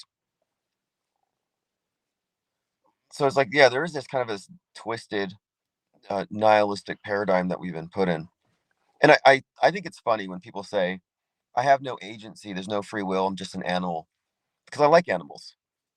You know, I have a zoo pass. I like animals. So if you're just an animal and you think you have no soul and no agency, you're just like a leaf blowing in the wind, like, I'd love to hear about it. I think it's funny. I mean, it's not funny, but it is. I mean, it's the idea that people would acquiesce to what is in fact a cruel, twisted joke on mankind. Because I think that's a big part of it too. I think that there's a power disparity. The light. I mean, what is the Illuminati? What is the symbolism there? The point of the light. It's consciousness, it's awareness, and it's knowledge, but it's being monopolized. It's being gate kept and it's out of sight, out of mind. So the mass. So basically, we're looking at it's like the gods of Olympus, and then down here we're all in the dark, and they're only gods because they have the light. There's nothing special about them. They're just in a superior position because they know more, and they systematically or systemically inculcate darkness, which is ignorance. But I think that beyond the mind control and beyond the political side of it, I think ultimately it comes down to self knowledge, the self being, the soul. Like, what are we? And I think that by reducing that, by giving false explanations, they eliminate the need for curiosity. In fact, if anything, curiosity is punished, impugned. Not to mention, it's compartmentalized in such a way that when you start even talking about this, now you're outside the purview of the establishment's paradigm, and now you're talking religion. Now you're talking spirituality or new age. So it's automatically put on a lower tier. Like, oh, that's a primitive version of what we now understand to be true. But if you look at how superstitious the modern world still is, it's just superstitions dressed up with science fiction. There's no reason to think that what we're saying is any less superstition. Like, no, we're engaging in a little bit of metaphysical speculation, but it's hard to separate the two. Like, what's the difference between mind control and soul control? Is there a difference between soul and mind? But my perspective includes the presupposition that we are not merely evolved apes, but that we are this. In fact, I say the universe is human centric. So I admit that my views do not comport with mainstream science. I think this place is human centric. But I don't trust what the governments say about the world. I don't trust what the religions say. And I think these are synonymous. Like entertainment, subset of government. Religion, subset of government. And one other point here, the idea of consolidating our best ideas, condensing it, making it understandable, and then disseminating it, it's to invite debate and discourse. Like, prove me wrong. Look at whatever I present on any of these topics, challenge our every premise that we raise, but prove to me that concurrent and predictive programming isn't intelligently arranged, engineered coincidence. And then demonstrate to me how it doesn't somehow relate to the fake event that it foreshadows or attends, along with the drills and the ready to implement political agenda. Like, I'd be very keen to hear an explanation for all this stuff that somehow rules out intentionality. And again, the best explanations we've had have been A, higher power simulation, or B, it's merely coincidence from a very incredulous hand waving perspective. Steel man versus straw man. Straw man is you find something hard to believe, so you misrepresent it, you underrepresent it, and you just burn the straw man. Versus the steel man, where you examine all of their facts and you look for flaws in their argument and you melt the steel man. Melting a steel man is a little harder than burning a straw man, but that's what my standard here is. When I confronted the Mandela effect, I wasn't like, oh, that can't be true. You guys are crazy. I don't do ad hominem. I'm not dismissing it without looking at it. I looked at every single Mandela effect claim one by one, and I gave it a lot of thought. I even considered at one point, and I may still do this, I wanted to interview a detective. I was going to go down to the police station and say, hey, can I get someone to help me understand interrogator bias and how memories can be manufactured? Because it's very well understood.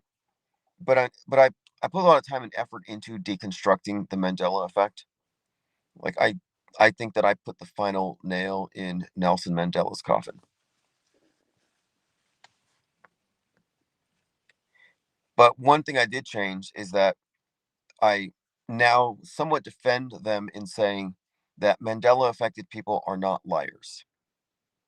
They are simply mislabeling things they imagined when prompted to do so as actual memories, but it's not their fault because the interrogator gaslights them when they ask these questions, gets them to doubt their perceptions, and then they were promised miracles and transcendence. So it's kind of understandable how you could fall into that religion. It's a cult, you could say.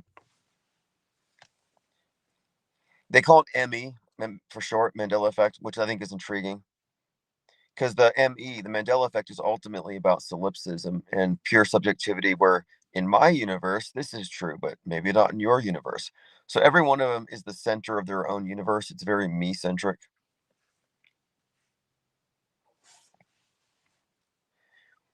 But it appeals to people, I think, who are also looking for hope and they feel betrayed and lied to by the world, so they go too far. Like, one thing I noticed is the people who see the news as fake, it it's like their mind blows. Like, they short circuit.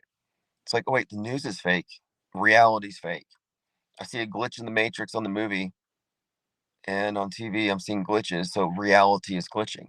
And that's because people have internalized the television or the screen as a sensory apparatus. Like, this is how you see what's going on in the world. So now you're processing that information like you're sensing it. So you see a glitch in it.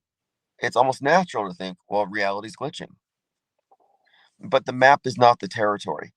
The model they give you does not correspond to the real thing. And the world stage is a model. What I'm describing when I say world stage is the real world plus what is augmented via mass entertainment, mass media. And I think when you see the world stage, if you understand this as a model with predictive capabilities, once you see it, you would no longer adhere to it. You would naturally want to step outside of it. The only people who are still going with the program, who are still of the world stage, are those who haven't seen it yet. They tell you that when astronauts go far enough from the Earth, they see the Earth as one, mankind as one. They call it the overview effect. And they say they have a cognitive shift where they see the world in a whole new way. And they come back down and they no longer care about borders and governments and skirmishes. They just care about the oneness. They call that the overview effect. And now it's fake, obviously. I mean, maybe there's an overview effect of being told that space is fake, but the whole thing is just a phony. But what we're offering here is real. It is an overview effect. The off world stage perspective is the overview effect because you can see the world stage. You can see it in all its compartments from the outside. You can see it decompartmentalized. So I'm offering the real overview effect.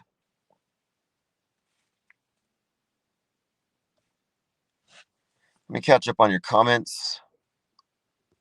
Didn't really have any serious agenda tonight. I'm just trying to stay up as late as I can because starting tomorrow, I have a night shift. I'll begin my stalking. So I'm going to begin my night stalking career on Friday the 13th. So if I can just stay up for a few more hours, I think I'll be perfectly. I'm just resetting my circadian rhythm here. It was so darn easy. I mean, how I don't know how is it that I'm making twice as much now putting things on shelves than I got for, whip stitching autopsy bodies closed. Like the things I did for money and not a lot of it. It just seems like maybe I've been overworking. Anonymous says Mandela effect channels are the worst. Well, many of them have good intentions. But see, like, this is the thing about believers. Believers get mad when you challenge their beliefs. I don't. I don't get mad when I'm challenged on anything that I'm saying. Because if I'm wrong, I want to be corrected. If I'm wrong, I want to reverse engineer my mistakes so I don't make the same mistakes. It's like, let's say you're navigating and you make a wrong turn. Do you not want the right directions? Or do you want to stay lost? Like, I'm not one of those uh, too proud to stop and ask for directions. I don't like being lost. And yet, these people who are attached to these beliefs don't want to be told when they're wrong. It's like, look, what I'm offering you here is patches. There's some holes in your immune system. If you believe in this proposition, these are the holes in your system. These are your vulnerabilities. If you fall for this is how you got tricked. And when you can identify the different ways they tricked you with logical fallacies, then you are made impervious to these. It's mind war inoculation. It's a real thing. Like you don't want to be conned and fooled and lied to. And what's the difference between somebody lying to you and somebody using fallacious reasoning to get you to accept a proposition that's not true? There's no difference. Do you want to be lie proof? Because to be lie proof is to move from the believer into the knower. Lean Dion says it's much easier to stay on the world stage, especially for entertainers, even though it's worse for the mind, believing so many layers of lies. Comedians can still joke about Trump eating babies. Yeah, you know what? That is very true. And I think about that it gives people something like, people say, how can you be without religion? Don't you need to believe something? You need to believe in something. And I can see why. It's a more entertaining world, that's for sure. But see, what my thinking is this, and this is why they're not attracted to what we're saying. They have these beliefs, and we're taking those away, and we're not giving them anything in return. We're replacing them with questions. So we're saying your beliefs are false. The best I can do is give you some known unknowns. So now we got a bunch of questions. And the problem with that is that, of course, if you're accustomed to having your beliefs served to you, the answers given to you, you've become a follower. You've become a passive recipient. To be a knower is to be a seeker, which is more active. And so if you're habituated to being baby bird, mama bird, chewing up food and spitting it into your beak for you, doing all the work, yeah, you might not like this because you have to be able to tolerate ambiguity and uncertainty. But I guarantee the known unknowns are way more interesting than any of your conspiracy theories. Any of the conspiracy theories we can name are probably not half as interesting as what we don't know yet, but what we know to be these known unknowns. And so here's another element to this. To reach critical raft, to get a large enough body of people involved in this perspective is to increase the likelihood of finding out what these things are. It's like a bigger spotlight. You know, we got the world of darkness. The passive, okay, passive is dark, active is light, like solar, lunar in their symbolic system. And so the idea of the subconscious mind is a passive recipient. And so the people who are in the darkness are, in fact, the passive consumers of media who aren't actively processing and delineating between real and fake. And so this is like a one of the major shifts here. But the more people we have who are of the active mode of media consumption, it's like the light is congregating. So it's like a spotlight. And so what I want to emphasize here is that the bigger the off-world stage perspective becomes, as it is an alternative to alt media, the brighter the light we can shine in these darkened areas.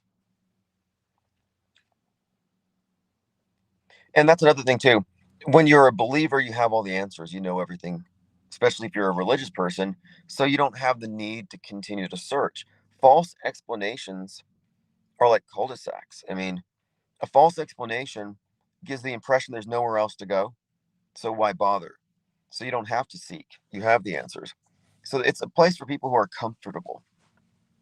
They're complacent, and it's very stagnant. Trutherville is stagnant, like it's a wreck. It's zombies, Mentanol, Q pipes, red pills, Alex Jonestown Kool-Aid. The places are it's a dump. So it's kind of a cultural shift as well. But the difference between being a believer and a philosopher, philosophy is like is your operating system. So instead of a book of things that you just believe, instead you have an operating system that helps you discern or that you use to discern what is real and what is fake, or what is something that you can claim to know, what is a valid knowledge claim, and what isn't. And so with the Jim Carrey thing, one of the points I was trying to make was simply that we can entertain these different notions, but we can't fool ourselves into thinking it's a reasonable proposition that he was replaced by a clone. That if we're going to make these hypotheticals, we have to stay grounded in reality. And if you aren't weighing clone versus surgery as equally likely propositions, or one of them more likely, if you're just discounting the official explanation, then you've left the realm of a debate, reason, and discourse, and you've become a automatic believer of the alternative side. So the alt media influencers have betrayed all their subscribers, and they need to come to recognize this. And one of my approaches to reaching the people that we're trying to aim for is by going directly to those influencers who are misleading them and sending AI agents to go down the comment sections and lead people to better answers. So the project I'm working on now is that Charlie Kirk video, which will be advertised by an AI agent to people on X and YouTube who've engaged with the idea that he's still alive. Because none of them arrived at the right answer, because they're seeking answers from alternative media influencers who can't give them the right answers because they're blinkered. But they are reachable. And all it takes is one comment, a tap on the shoulder, a link to a video. Hey, here's the explanation. And I think I can reliably bring in a consistent number of people who are self deprogrammed enough to see the big picture. Lean Dion says certainty is the biggest selling point in marketing. Yes, exactly.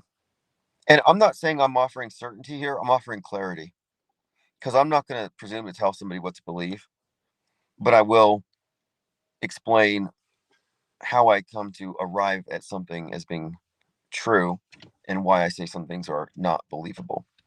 For example, if somebody says the sun is pink, I really believe that. Um, they can't believe that. They can profess to believe it, but you can't give them that. You can't say, okay, well, we're all entitled to our own beliefs. All beliefs are equally valid.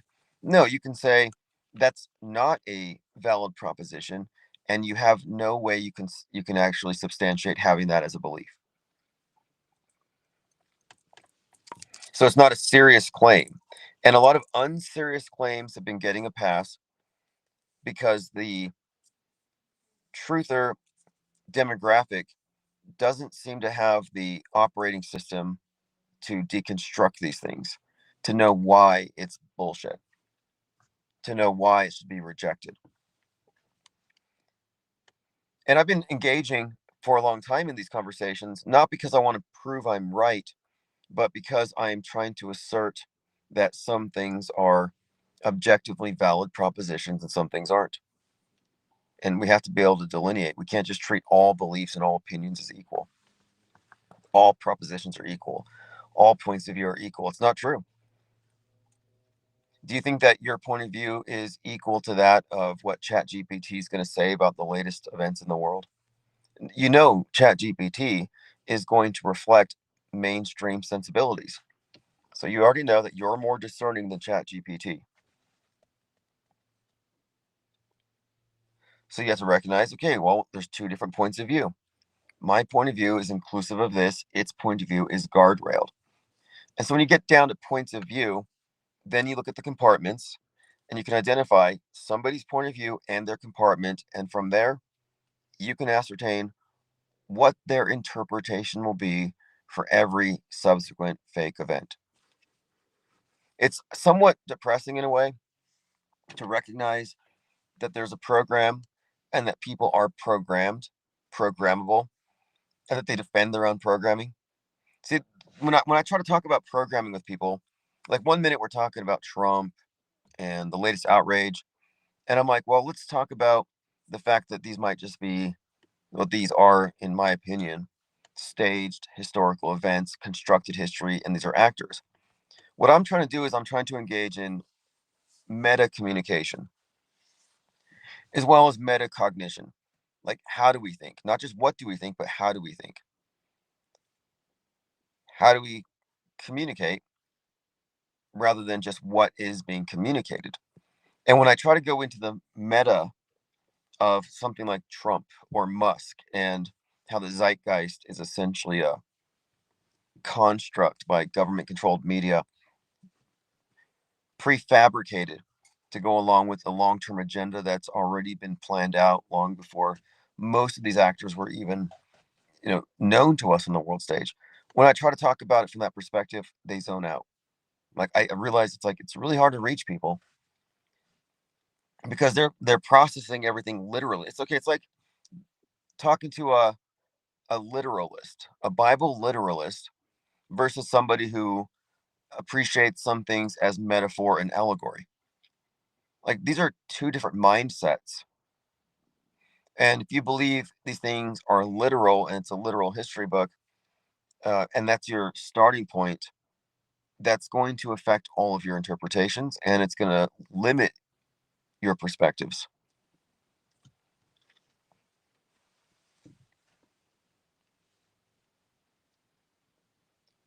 But I have a mind map and a infographic for the compartments that I want to focus on next before I do any more character breakdowns. I'll probably record that one tomorrow. I just got a box of markers, dry erase markers. And what I'm working on with this History's Manufactured series of short videos is I'm just putting a lot of things in sequence that will later be re-recorded, better quality content as part of this. What I'm trying to make, like, maybe a 90-minute breakdown of everything, like in one video that explains everything, and then provides accompanying PDFs or links to our deconstruction project. So then we can put it out there and see who can refute it. A refutation that goes beyond a straw man or dismissal or some kind of appeal to a divine source for everything, some kind of escapist drivel. Like, where are the realists? Where are the objectivists? Well, the objectivists were never objectivists because they always filtered their perceptions through media because they didn't know. I mean, you can forgive people in the past who simply didn't have access to the information that we have. And we've taken a lot of information and like all kinds of weird theories. We've looked at everything very closely. Like, someone once accused me, "Oh, you believe that this person is that person?" I'm like, "No, I don't." We were talking about hyper realistic masks, and we were exploring different conspiracy theories and trying to understand the concepts of fakeability. And you can say it's fakeable, doesn't mean it's fake. Or it's fakeable, but it's not fakeable at scale. So we have to fine tune our language because the words that we would use to describe things have all been co-opted. Even the word psyop has been destroyed.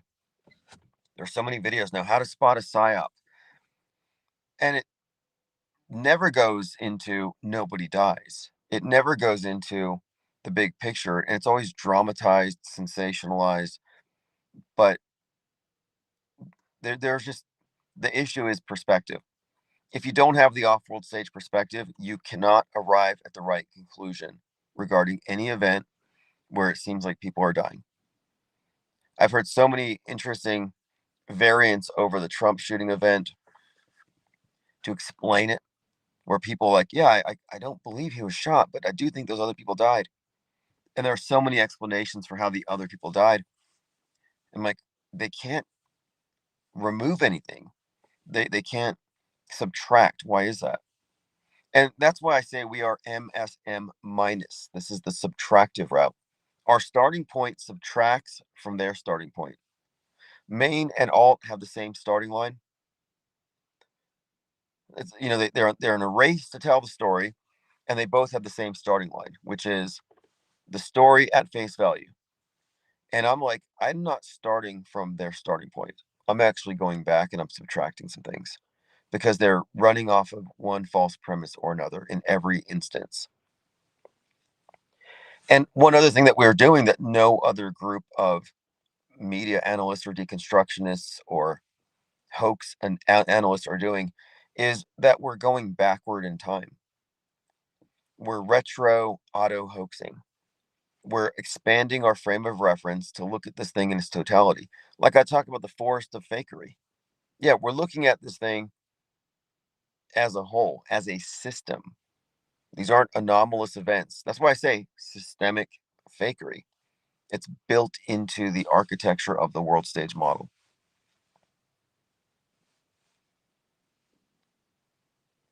But I think we've laid the groundwork, and things are going to get more interesting as we start taking calls. I'm not going to be consistently having to reiterate things, but there's a purpose to this, and we're moving into the next phase. So it's going to get more interesting. Mark my words. And I do think that the working capital that I'm getting from this night stalking gig is going to finance a lot of things that have really just been backburnered for too long. But I haven't lost interest in any of it. In fact, I kind of recognize that the longer it takes for me to launch some of these projects, the more leverage I'm going to have from AI and improvements in software and other things. So I'm not in this mad dash, but I am consistent. But I'm like starting it this summer really would be is probably better than if I had maybe started it last year. especially when I look at generative AI and even the printers and the templates. Everything has been just incrementally improving. Yeah, good point. Lean Dion says they'll say the elites blood sacrifice celebrities and kids, but think we're insane for suggesting nobody dies in these fake events. Exactly. What is their standpoint to say your propositions are crazier than mine? Like, I'd like that Nick Hinton guy on Twitter to say, I know you're saying that governments are planting subliminals in movies, but I think it's more likely that a quantum computer reached the singularity, became intelligent, and went back in time, and then planted seeds in the movies about future fake events. Like, show me your Occam's razor. That's got to be the dullest razor on earth. If you can't weigh these two propositions as one being more reasonable than the other, and that's people going with their feelings, their presuppositions, the engagement bait and the clicks, the tabloid, which again, that's not serious discourse. I mean, see, when I say this is philosophical, philosophy is about, you like knowledge. These people are destroying knowledge. We're trying to understand our thinking process, metacognition. These people are engaged in cognitive sabotage. Anybody telling you that Jim Carrey's CGI and that Kate Perry never existed and Jeffrey Epstein is just a AI character, anybody selling you that crap is actually selling you, I think, menthol laced red pills. Don't trust those people. And I'm not trying to be rude about it, but how much time do you have in life? How many F's do you have to give? How much spare bandwidth do you have? And do we really need to be super tolerant of people who are obviously not getting with the program, or rather with the deprogram, who are putting their personal bias, their feelings, and their pet theories above documentable facts and receipts? I'll put my receipts above your feelings any day. Because this isn't like about what we want to believe. We're not treating emotions as tools of cognition. This is based on what we can prove so unequivocally that even the AI gives us the right answers and is unable to explain away what we're saying. A good example is I was talking to AI the other day. I was talking to Grok, and I'm like, how many of the people at the Vegas shooting, the Harvest Festival, were shot at again?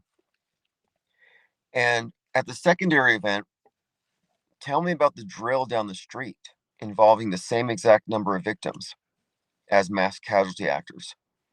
And I could just see it struggling, where it's like, yes, this is true, but that's just a coincidence. Yes, this is true, but this just reflects how prevalent gun violence is. Like, I can see AI struggling to defend a belief system. It's pathetic, actually. Ollie Goering says, remember they said stupid things like that stuff about the blood orange juice? Oh yeah, yeah, I know. The satanic panic, the superstition, the insanity. Look, the other night I was looking at these tweets by somebody who I feel like they lost it. They lost their marbles. This person was trying to say that Lynn Ertel is Demi Moore. Lynn, frequent caller, truther, red pillar, false flagger. You know, um, Basically your prototypical 9/11 truther, still mad at Bush. Like, you know, essentially an orthodox truther, but otherwise completely normal person. But we have this conspiracy theorist who's friends with Dave J. His name is James, but pretends to be some old woman. I dox this person. Anyway, this person is convinced that Lynn Ertel is Demi Moore. I'm like, okay, that's kind of crazy because this same person, I think 5 years ago, was coming up with these theories about me, and I forget who they said I was. some kind of Mossad agent, but they also identified me as some celebrity. I don't remember who it was. Yeah, yeah, I don't want to say the person's name because I blocked them. But I've been communicating with them with a troll Twitter account and agreeing with them. And they're just like, it's like a cracked vessel. It's like you just spent 6 years of your life tweeting nonsense into the void. And I don't know, it's foolish, it's sad. Is it healthy? I don't know. And it's not just that they believe that Demi Moore calls into Infinite Plane Radio. I mean, that's weird enough. But they're weirdly insistent that I'm an imposter or they've replaced me and that I'm a different person than I was last year. Like I've been phased out and replaced. So like I kind of feel like what Jim Carrey's feeling right now. The Illuminati got mad at me and they sacrificed me.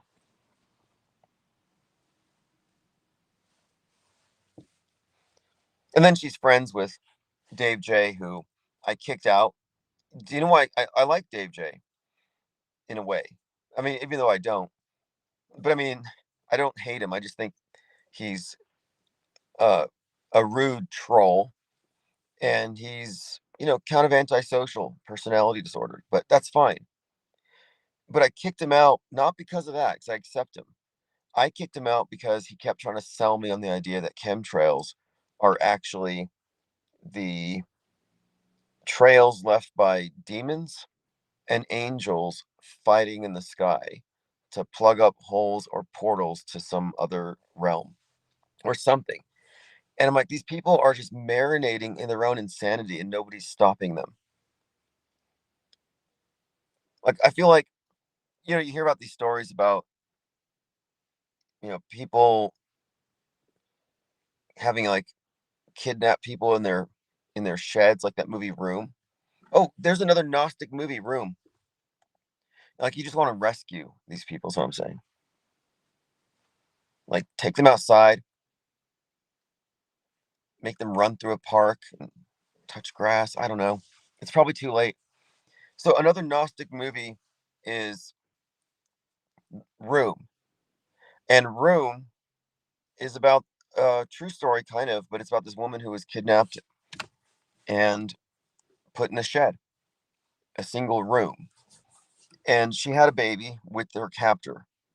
And it was basically her and this child. And when he turns 5, she tells him, "Hey, I'm going to break you out of here and you're going to see the outside world." And all he knew of the world was what he saw on TV. And he had never been outside of it. So he said, "There's nothing outside of the walls." And she's trying to explain to him that Nick, she called him, which, Nick, for some reason, I think the main character, the main character is describing the kidnapper as this guy named Nick. And I think the Nick represents the demiurge or some kind of, as you'll see. But the whole movie, the first half of the movie, they're in this room and he's watching TV. She's raising him, and then she's trying to break the news to him that we've been trapped in here, and I'm going to break you out. And he's like screaming at his mom, and he's saying, "There is nothing outside of this room. You're lying to me." And she says, "No, I am unlying because I was lying the whole time." And this is exactly what I mean when I say that the programming is by default. You're already programmed. You have to deprogram. You have to unlie because you've already internalized the lie. But the way she breaks him out is she tells him that you're going to play dead. I'm going to roll you up on the carpet, and then Nick's going to go dump you somewhere. And then she describes to him this way that he'll know the right street to unroll from the blanket and jump out. And so the first half of the movie, the room that they're in looks pretty big. And from the perspective of like, the child and looking up, and it's just this big room. And then he escapes and he sees the world and he kind of like he's overwhelmed by it. And then he and his mom go back and they visit the shed and it's suddenly very tiny.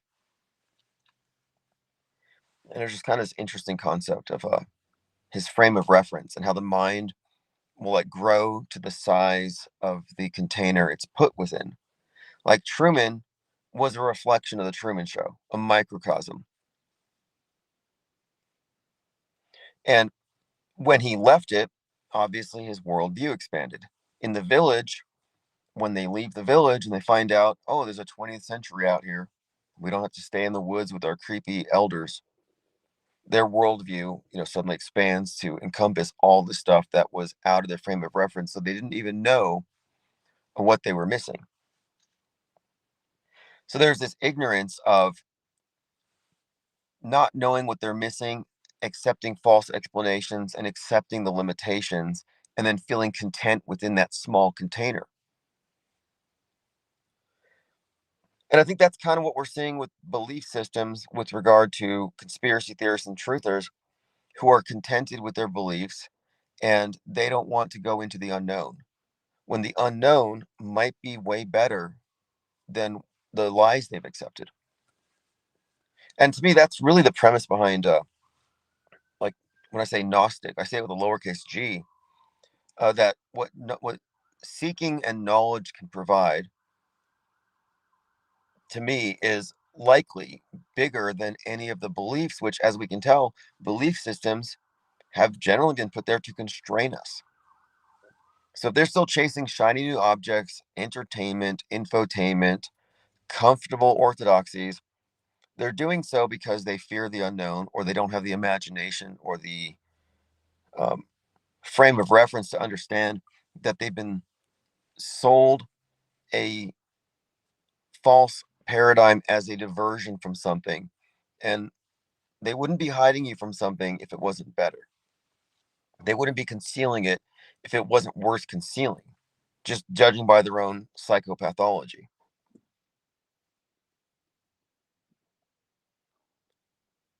So I use the term monolith, but I think it implies monopoly. And of course, monopoly refers to really the opposite of free market. Monopoly is different from a um, you have like force behind it. So it's like they can enforce it. Whereas, you can't monopolize something if you don't have the force to actually control it.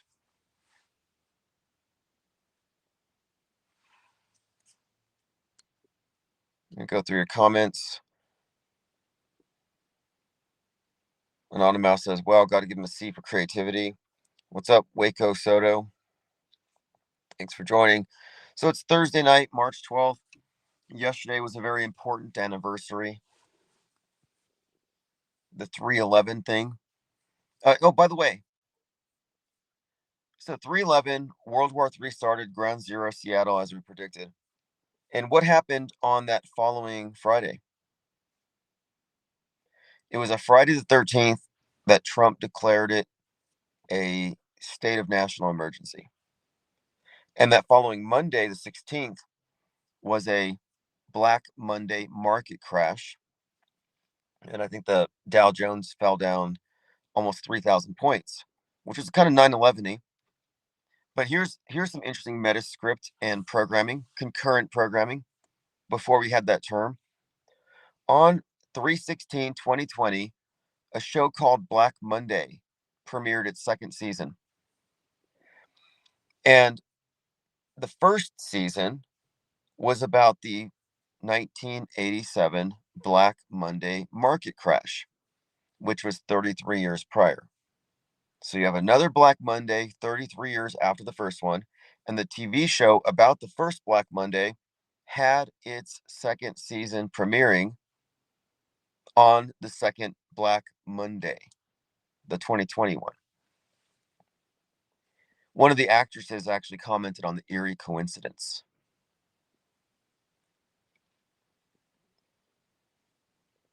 But again, it was 3/11, pandemic declared, Friday the 13th, national emergency, and then a Black Monday market crash the following Monday, coinciding with Black Monday season 2, going along with our second Black Monday, 33 years apart. When we do a breakdown of the Burning Man stuff, which we've done extensively, you'll see how we've arrived at certain conclusions about the meanings of certain numbers. So the first Burning Man festival was 1986, and then 2019 was the last one before they had a pause for COVID. At the last one in 2019, a 33-year-old died. So it's the 33rd Burning Man, a 33-year-old dies, and they're in Black Rock City, Nevada. So we were noticing a correlation between Black Rock and the Burning Man and the number 33. Like, how many miles in circumference is the black rock at the center of the North Pole, according to Mercator and John D? Oh, yeah, 33 miles.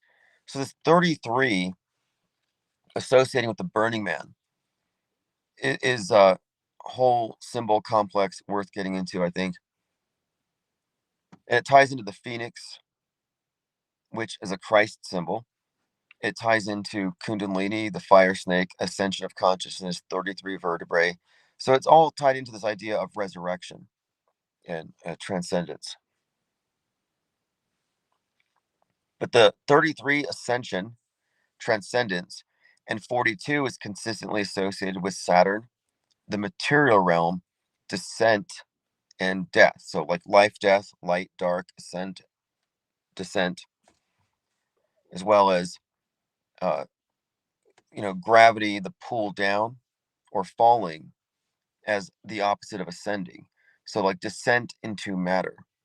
And I think there's quite a lot of significance built into like the cube, the Kaaba, the big cube, and its association with a meteor.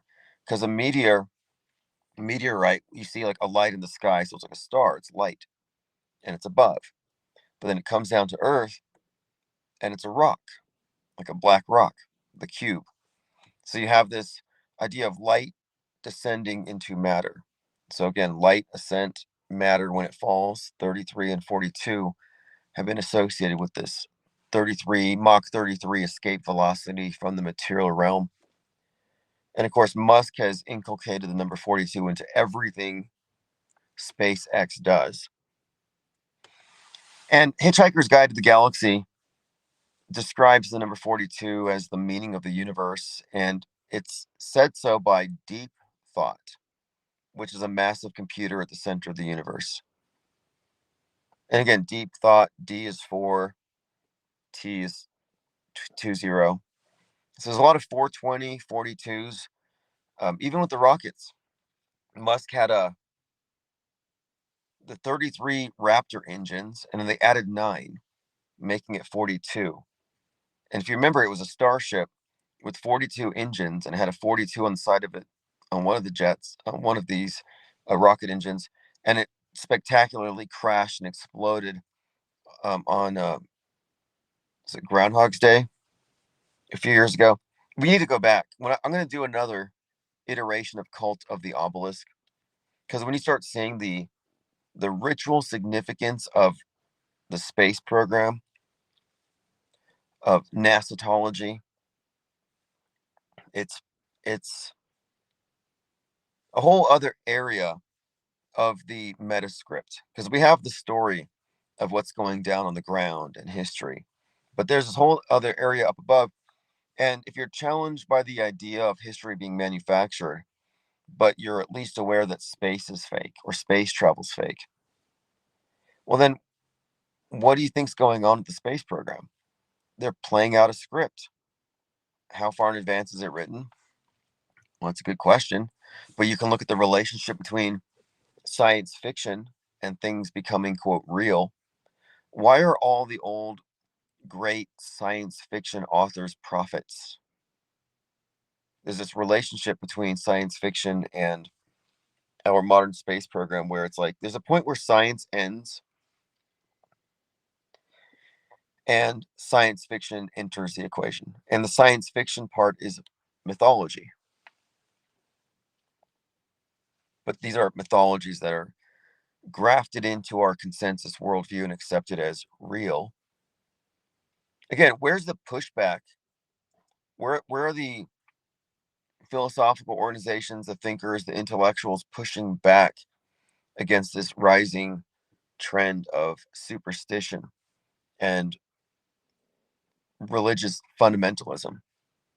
Because, like, I talk about the idea of a soul and immortality or life being beyond and human centricity, but I'm not referencing superstition or belief or religion. I'm just proposing a theoretical model. And I am open to the model being refuted, challenged, altered by additional information. But I recognize it as a theoretical model. Nobody looks at the Bible as, oh, it's theoretically true. I'm going to go to church and, it's a good hypothetical possibility. No, people go to profess their faith and belief despite the lack of evidence, which they're told is a virtue. Because it's a virtue to not need evidence to believe something, right? Apparently, in some certain areas, like, for example, mainstream media, you're virtuous if you trust the mainstream media, but you're corrupt and immoral and cruel if you follow conspiracy theories.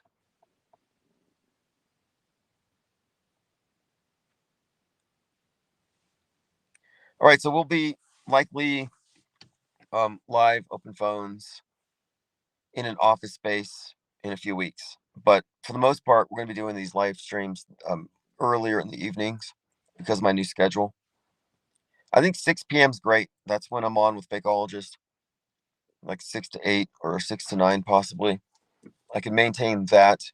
It's not even full time, it's like 4 shifts a week. So it's not even an encroachment on anything that I'm doing anyway. In fact, it's very productive the way that it's structured. I have a 90 minutes every shift to keep up in Discord and to work on other projects. So I'm just taking advantage of the opportunity to finally get some steady working capital injected into all these latent projects that have been sitting back. But I kind of figured this out a while ago that the main thing to invest in right now is the intellectual foundation of this off world stage perspective, this new platform. And that when the time comes, everything's going to resurrect at once. The press club, the tabloid, the cards, the books, that we've done this before, but I figured it was better to just sacrifice quantity for quality, purity being our focus, and quarantining until we can get everything established. Because what we didn't want to do is open up to operatives, agents, content thieves. Content thieves won't touch what we do. The content thieves will take other people's connections and observations and brand it as their own and share it all the time. In fact, remember Stu Peters took that video that I did at the city council talking about the ISS? They'll share your content, but they'll never direct their audience to you. That's what I mean by content thieves. They're hijacking, they're pirates. They are not capable of pirating what we're doing here. The off world stage perspective concept undermines their entire platform. They can't go here. So it's kind of that's why I think this thing is so interesting, and this is a unique proposition and an interesting philosophical movement to be a part of.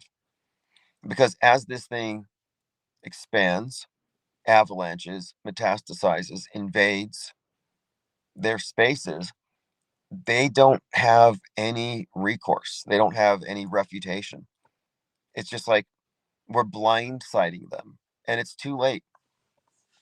They're married to their paradigm. They're mired in their muck. They're clinging to their guardrails. They're defending their programming. And the people who should be taking this seriously aren't because they become complacent and lazy and they're not willing to look at it. And I'm like, I literally don't care. I'm not seeking their approval. I don't want to breathe their air. I don't want to curry their favor. I don't want to be on their podcasts.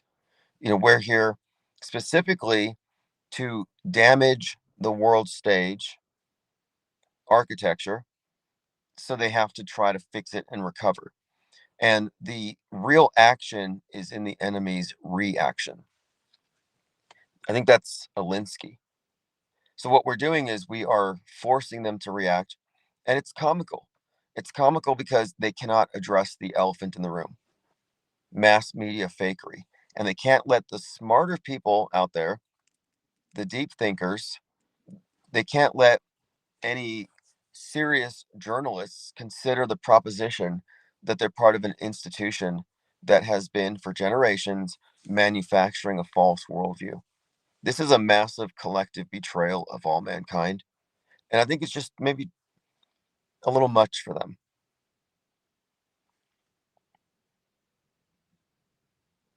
But truth doesn't care about their feelings. And the think tank has always been a tank for a reason because they're waging mind war on us. You think we're just targets? We're just taking it like, yeah, let them gaslight us, warp our perception of the world, mind control our friends and families, program us with impunity, treat us like we're NPCs with no free will. No, of course not. The idea of the tank isn't anything. It's not like it's not like we're threatening in any real sense, but in the arena of ideas, we're hitting back. So, like when I say set the world stage on fire, that's what the Insider is about. The tabloid. The tabloid's a reference. The Insider is a reference to Ignatius Loyola. Ignatius, ignite. So, insight, like insight, or inside, an insider, an inciter. These words are very intriguing to me because we're talking about insiders who have certain insights. But these insights, if set out into the world stage, might incite a certain response. And what Loyola said was, go forth and set the world on fire. And what he meant was the Holy Spirit, prayer, religiosity, spread their religion with fervor. And what I'm saying is set the world stage on fire like a pyromaniac. Not pyro, but pyro, the progenitor of skepticism. And by setting the world on fire, we're talking about light, knowledge, consciousness, hot skulls.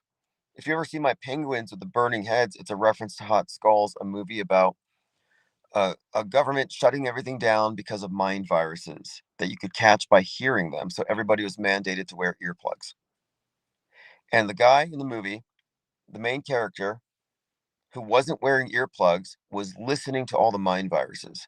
And they were studying him because the more mind viruses he listened to, the hotter he showed up on their detection. They have this like, I guess it was like a camera that would show infrared, but he would show up because the hot skull. But it's just a metaphor. He had too much light, too much knowledge, like Prometheus. He's a threat to the establishment in that he could potentially light up civilization. So I just look at this thing as, in a way, a a challenge to the prevailing darkness, to the weaponized ignorance, to the hoodwink. The Black Mirror is a hoodwink for the modern era. It's the Overton window, but it's also opaque. It's a frame of reference designed to conform you to a prefabricated model, not to inform you about the real world. So this is really just a pushback against the ignorance. And again, by intellectual revolt, I mean, like if you're not mad at this, then you're not paying attention. Like, it's like at the very minimum, you should be insulted. I'm not saying get mad and march, but I'm saying like at least be insulted enough to recognize that you ought to take pleasure in making them look foolish. And that's what I'm looking forward to. Making the operatives, the agents, the useful stooges look foolish because we've gone outside of their purview, above their experience level, above their pay grade, above their security clearance. By insiders, I mean, we have accessed a strata of information that only the programmers are supposed to have. And we've taken this information, we've taken this stolen fire from Olympus, and we've begun cultivating it, and now we're just going to use it to light up the darkness. So burning the world stage is really just saying they've got belief systems that need to be confronted with knowledge and exposed for what they are, lies. And I'm comfortable letting people marinate in their ignorance and lies, and what it's not my business. But the whole point of this is that for at least a period of time, there needs to be pushback just to get the reaction. And the reaction, in my view, will be the establishment of a third branch of media, a self aware demographic that they can't stamp out, that exists independent of their duopoly. And even if they continue to ignore it, it still continues to be a force. And by force, I mean a player, an entity to contend with, and a constant reminder that they're all liars, deceived, and participating in mass deception. Like they should be embarrassed. Every meta scripter should be embarrassed because they're taking pride in mass deception and their legacy being part of this manufacturing of this version of history that we're all given. Because I know it's a point of pride. I guarantee that the meta scripters, the writers, the authors, those who are tapped on the shoulder by someone from the design authority, some stranger, some man in black, someone from the Central World News Services, like in Newsbenders, hey, you're not one of them. You're not one of the NPCs. You're one of us. Like, I don't know how they go about doing this. Like, I was talking to someone about this the other day. I was like, I don't think that you need to blackmail people to get them to keep secrets, to collaborate and compromise themselves, their companies, their governments. I don't think you need to blackmail people. I think you need to engage in common criminality. In other words, you give them the privilege of being above the law. And I think that is what binds them. Power hungry, um, lust for power. They're power hungry. That's the thing. They're not afraid of getting caught. They're addicted to being above the law. They're addicted to being able to have the privilege of not being bound by the same rules and laws as everybody else. Common criminality. And I'm saying that we're looking at common criminality.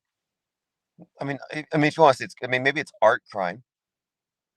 We could say it's an art crime.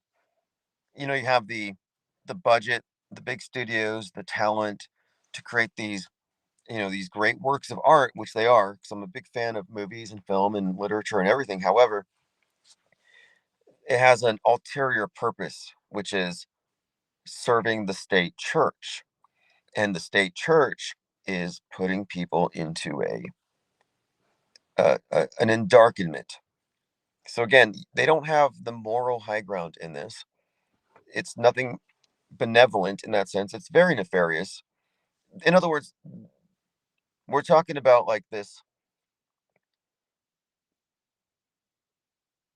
army of darkness, like quite literally. Their objective is let's pull the wool over the minds of mankind, and let's blind their third eye, eliminate intuition, reduce them to the ego, encourage narcissism in favor of true self knowledge. Let's make them in love with this false self, and then convince them that they're just meat sacks. Like, I don't know. To me, that's something to be a little perturbed about. Like, I don't have any sort of like resentment, anger, rage in that sense. When I say again intellectual revolt, it's in the arena of ideas. And I'm doing this because it's funny. It's funny, it's entertaining, it needs to happen, and we should want to see the purveyors of mass deception humiliated, just on principle. I mean, think about these operatives, these influencers who don't even know what they're a part of. And how are they going to be when they've signed the contract? They've signed their names in blood. They are owned. They're just propaganda vectors, they're vessels. They serve the archonic forces of darkness, and then they're going to find out the truth along with everybody else, and they're going to still be forced to defend the lies. So the term truther is going to be exposed to be a huge fraud, a misnomer. The biggest misnomer of all is the word truther, because trutherism is a fraud. It's a big hoax. It's a deeper level of deception. It's like, we're woke. You're not woke. You're having a nightmare. You didn't awaken. Like, I'm so awake. Alex Jones woke me up. Richie from Boston woke me up. David Weiss woke me up. Like, no, they didn't wake you up. They got you really high. They got you addicted to, red pill, shocking truths, essentially conspiracy porn, fear porn. That's not awake. It's a deeper level of programming because the regular stuff wasn't doing it for you. I think it's interesting to watch, though. Like I said, I'm an anthropologist in this. I like to see how mainstreamers contend with conspiracy theories. It's almost like a guilty pleasure. They laugh about it, but then they just relapse right back into their programming. But again, believer, knower, follower, seeker. When you really break it down, it all makes sense. And I don't think I don't think that being a knower, a Gnostic, being informed means that you're a better person necessarily. But you can say without any sort of guilt about it that, yeah, you have a better operating system. I don't fall for these lies. I don't get triggered by what's in the TV. MK Ultra doesn't work on me. Like, you can't say that's not a better operating system than the auto believers.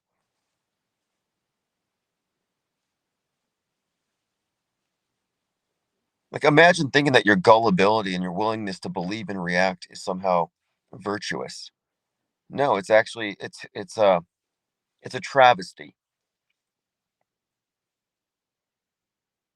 But people are always also, I think, more or less beholden to the mob, the group, the consensus. And one of the commonalities that we've talked about recently with all these various religions and these myths is that they all have this outsider that they have to condemn. Like the suppressive person, the sinner, the heretic, the infidel, the apostate, the conspiracy theorist.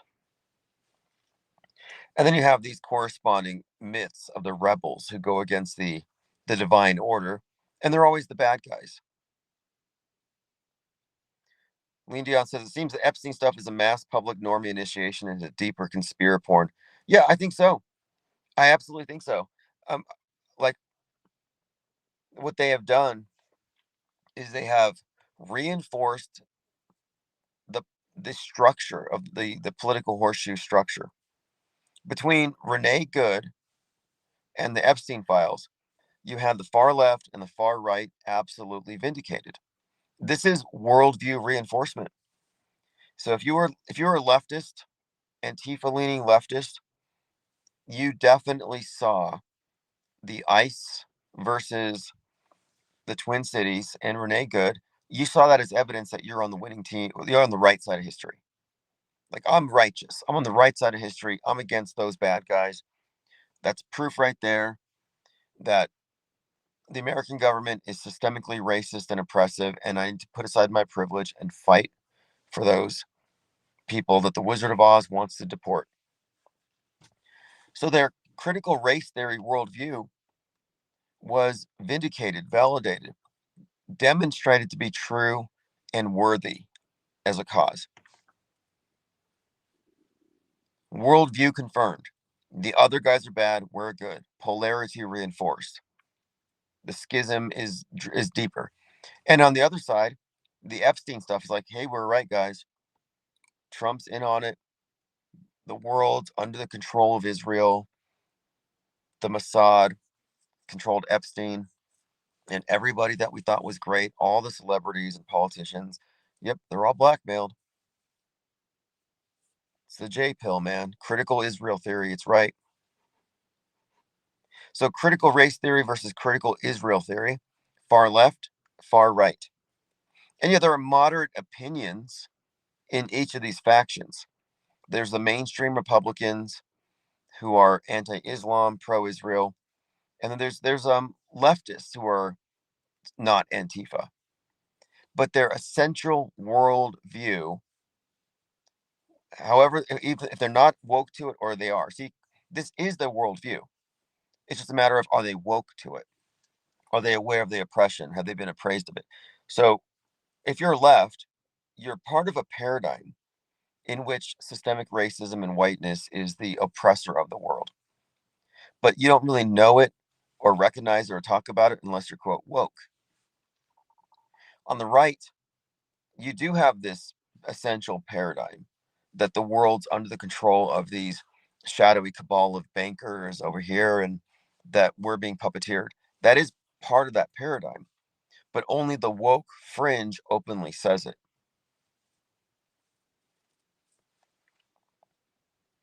And then the mainstream Republicans don't say it because they are ostensibly under the control of it. You see, it's a set of compartments where you've got these two major compartments and subsets, but it's actually that basic. And all the psyops do is they reinforce the sides and they reinforce the structure itself. And every incoming fake event is split down the middle. Again, it's like every one of them is a Hegelian dialectic. Both sides agree it happened. Left says right caused it, right says that left caused it, whatever the event is.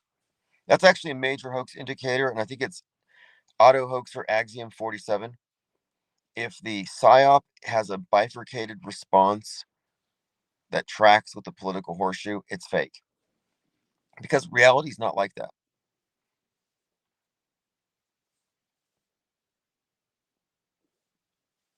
Do you remember how the left was so happy about Luigi Mangione killing that CEO? And I was like, wow, they were really happy that this guy got killed because he was a CEO.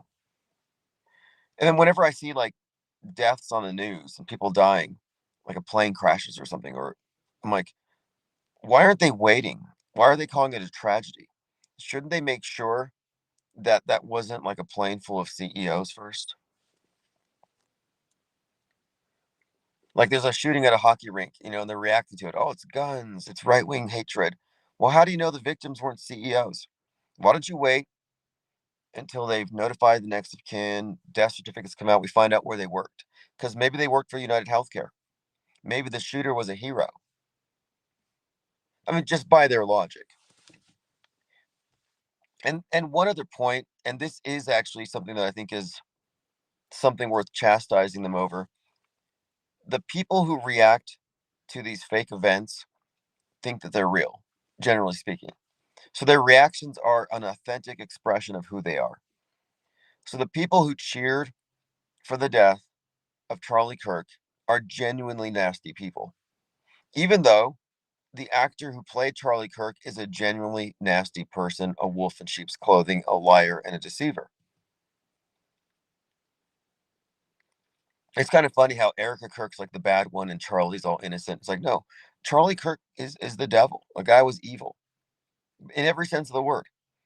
An evil deceiver, an operative, misleading the multitudes, lying to the youth, engaging in psychological warfare, pretending to be a good guy, faking his death to traumatize an entire generation of youth Christian Republicans. No, the guy is essentially a terrorist.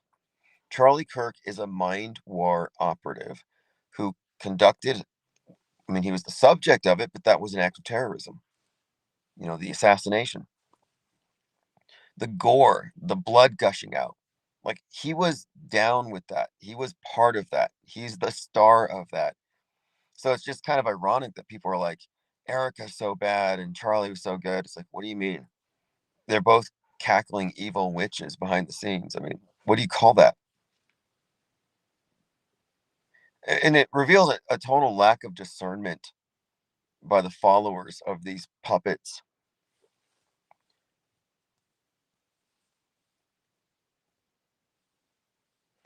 But anyway, Bread and circuses is government. Government is bread and circuses. This is an ancient system. It's not going to change. And we're the only ones who are consolidating around a framework with which we can actually confront it and force some kind of a reaction. And I say it's inevitable. There is going to be a reaction. The invasion from the off-world stage isn't going to be unnoticed. And you may not see the big picture yet. I'll be happy to um, explain what we're going to do with this as we go forward. But for the time being, the main focus for me is let's consolidate our best research in a way that we can present it to the most number of people and let them try to deal with it. It's like, this is your problem. This is your belief system. You have to reconcile with this. We've already figured it out. We've already decided that we're not in your little internalized Truman Show designed to turn us into NPCs. Get with the deprogram. All right, thanks for the comments. We'll be live tomorrow, then Infinite Plane Saturday, and we'll go from there. I can't wait to reintegrate the press club. It's another thing I'm looking forward to by the summer. But again, the next thing though, my focus is PSYOP trading cards first, and then we'll get into the tabloid. And someone suggested a PSYOP trading card to me, so appreciate all the ideas. And if you have designs, send them. We are going to be putting I think number 24 to 36 out next. Somebody actually ordered a painting from me. I'm painting Jim Carrey, putting on a Jim Carrey mask. It's a painting of one of the PSYOP cards that we actually had Jim Carrey in a Biden mask. So it's sort of pertinent right now. All right, we'll see you in Discord. Go to ips.monster if you need the link.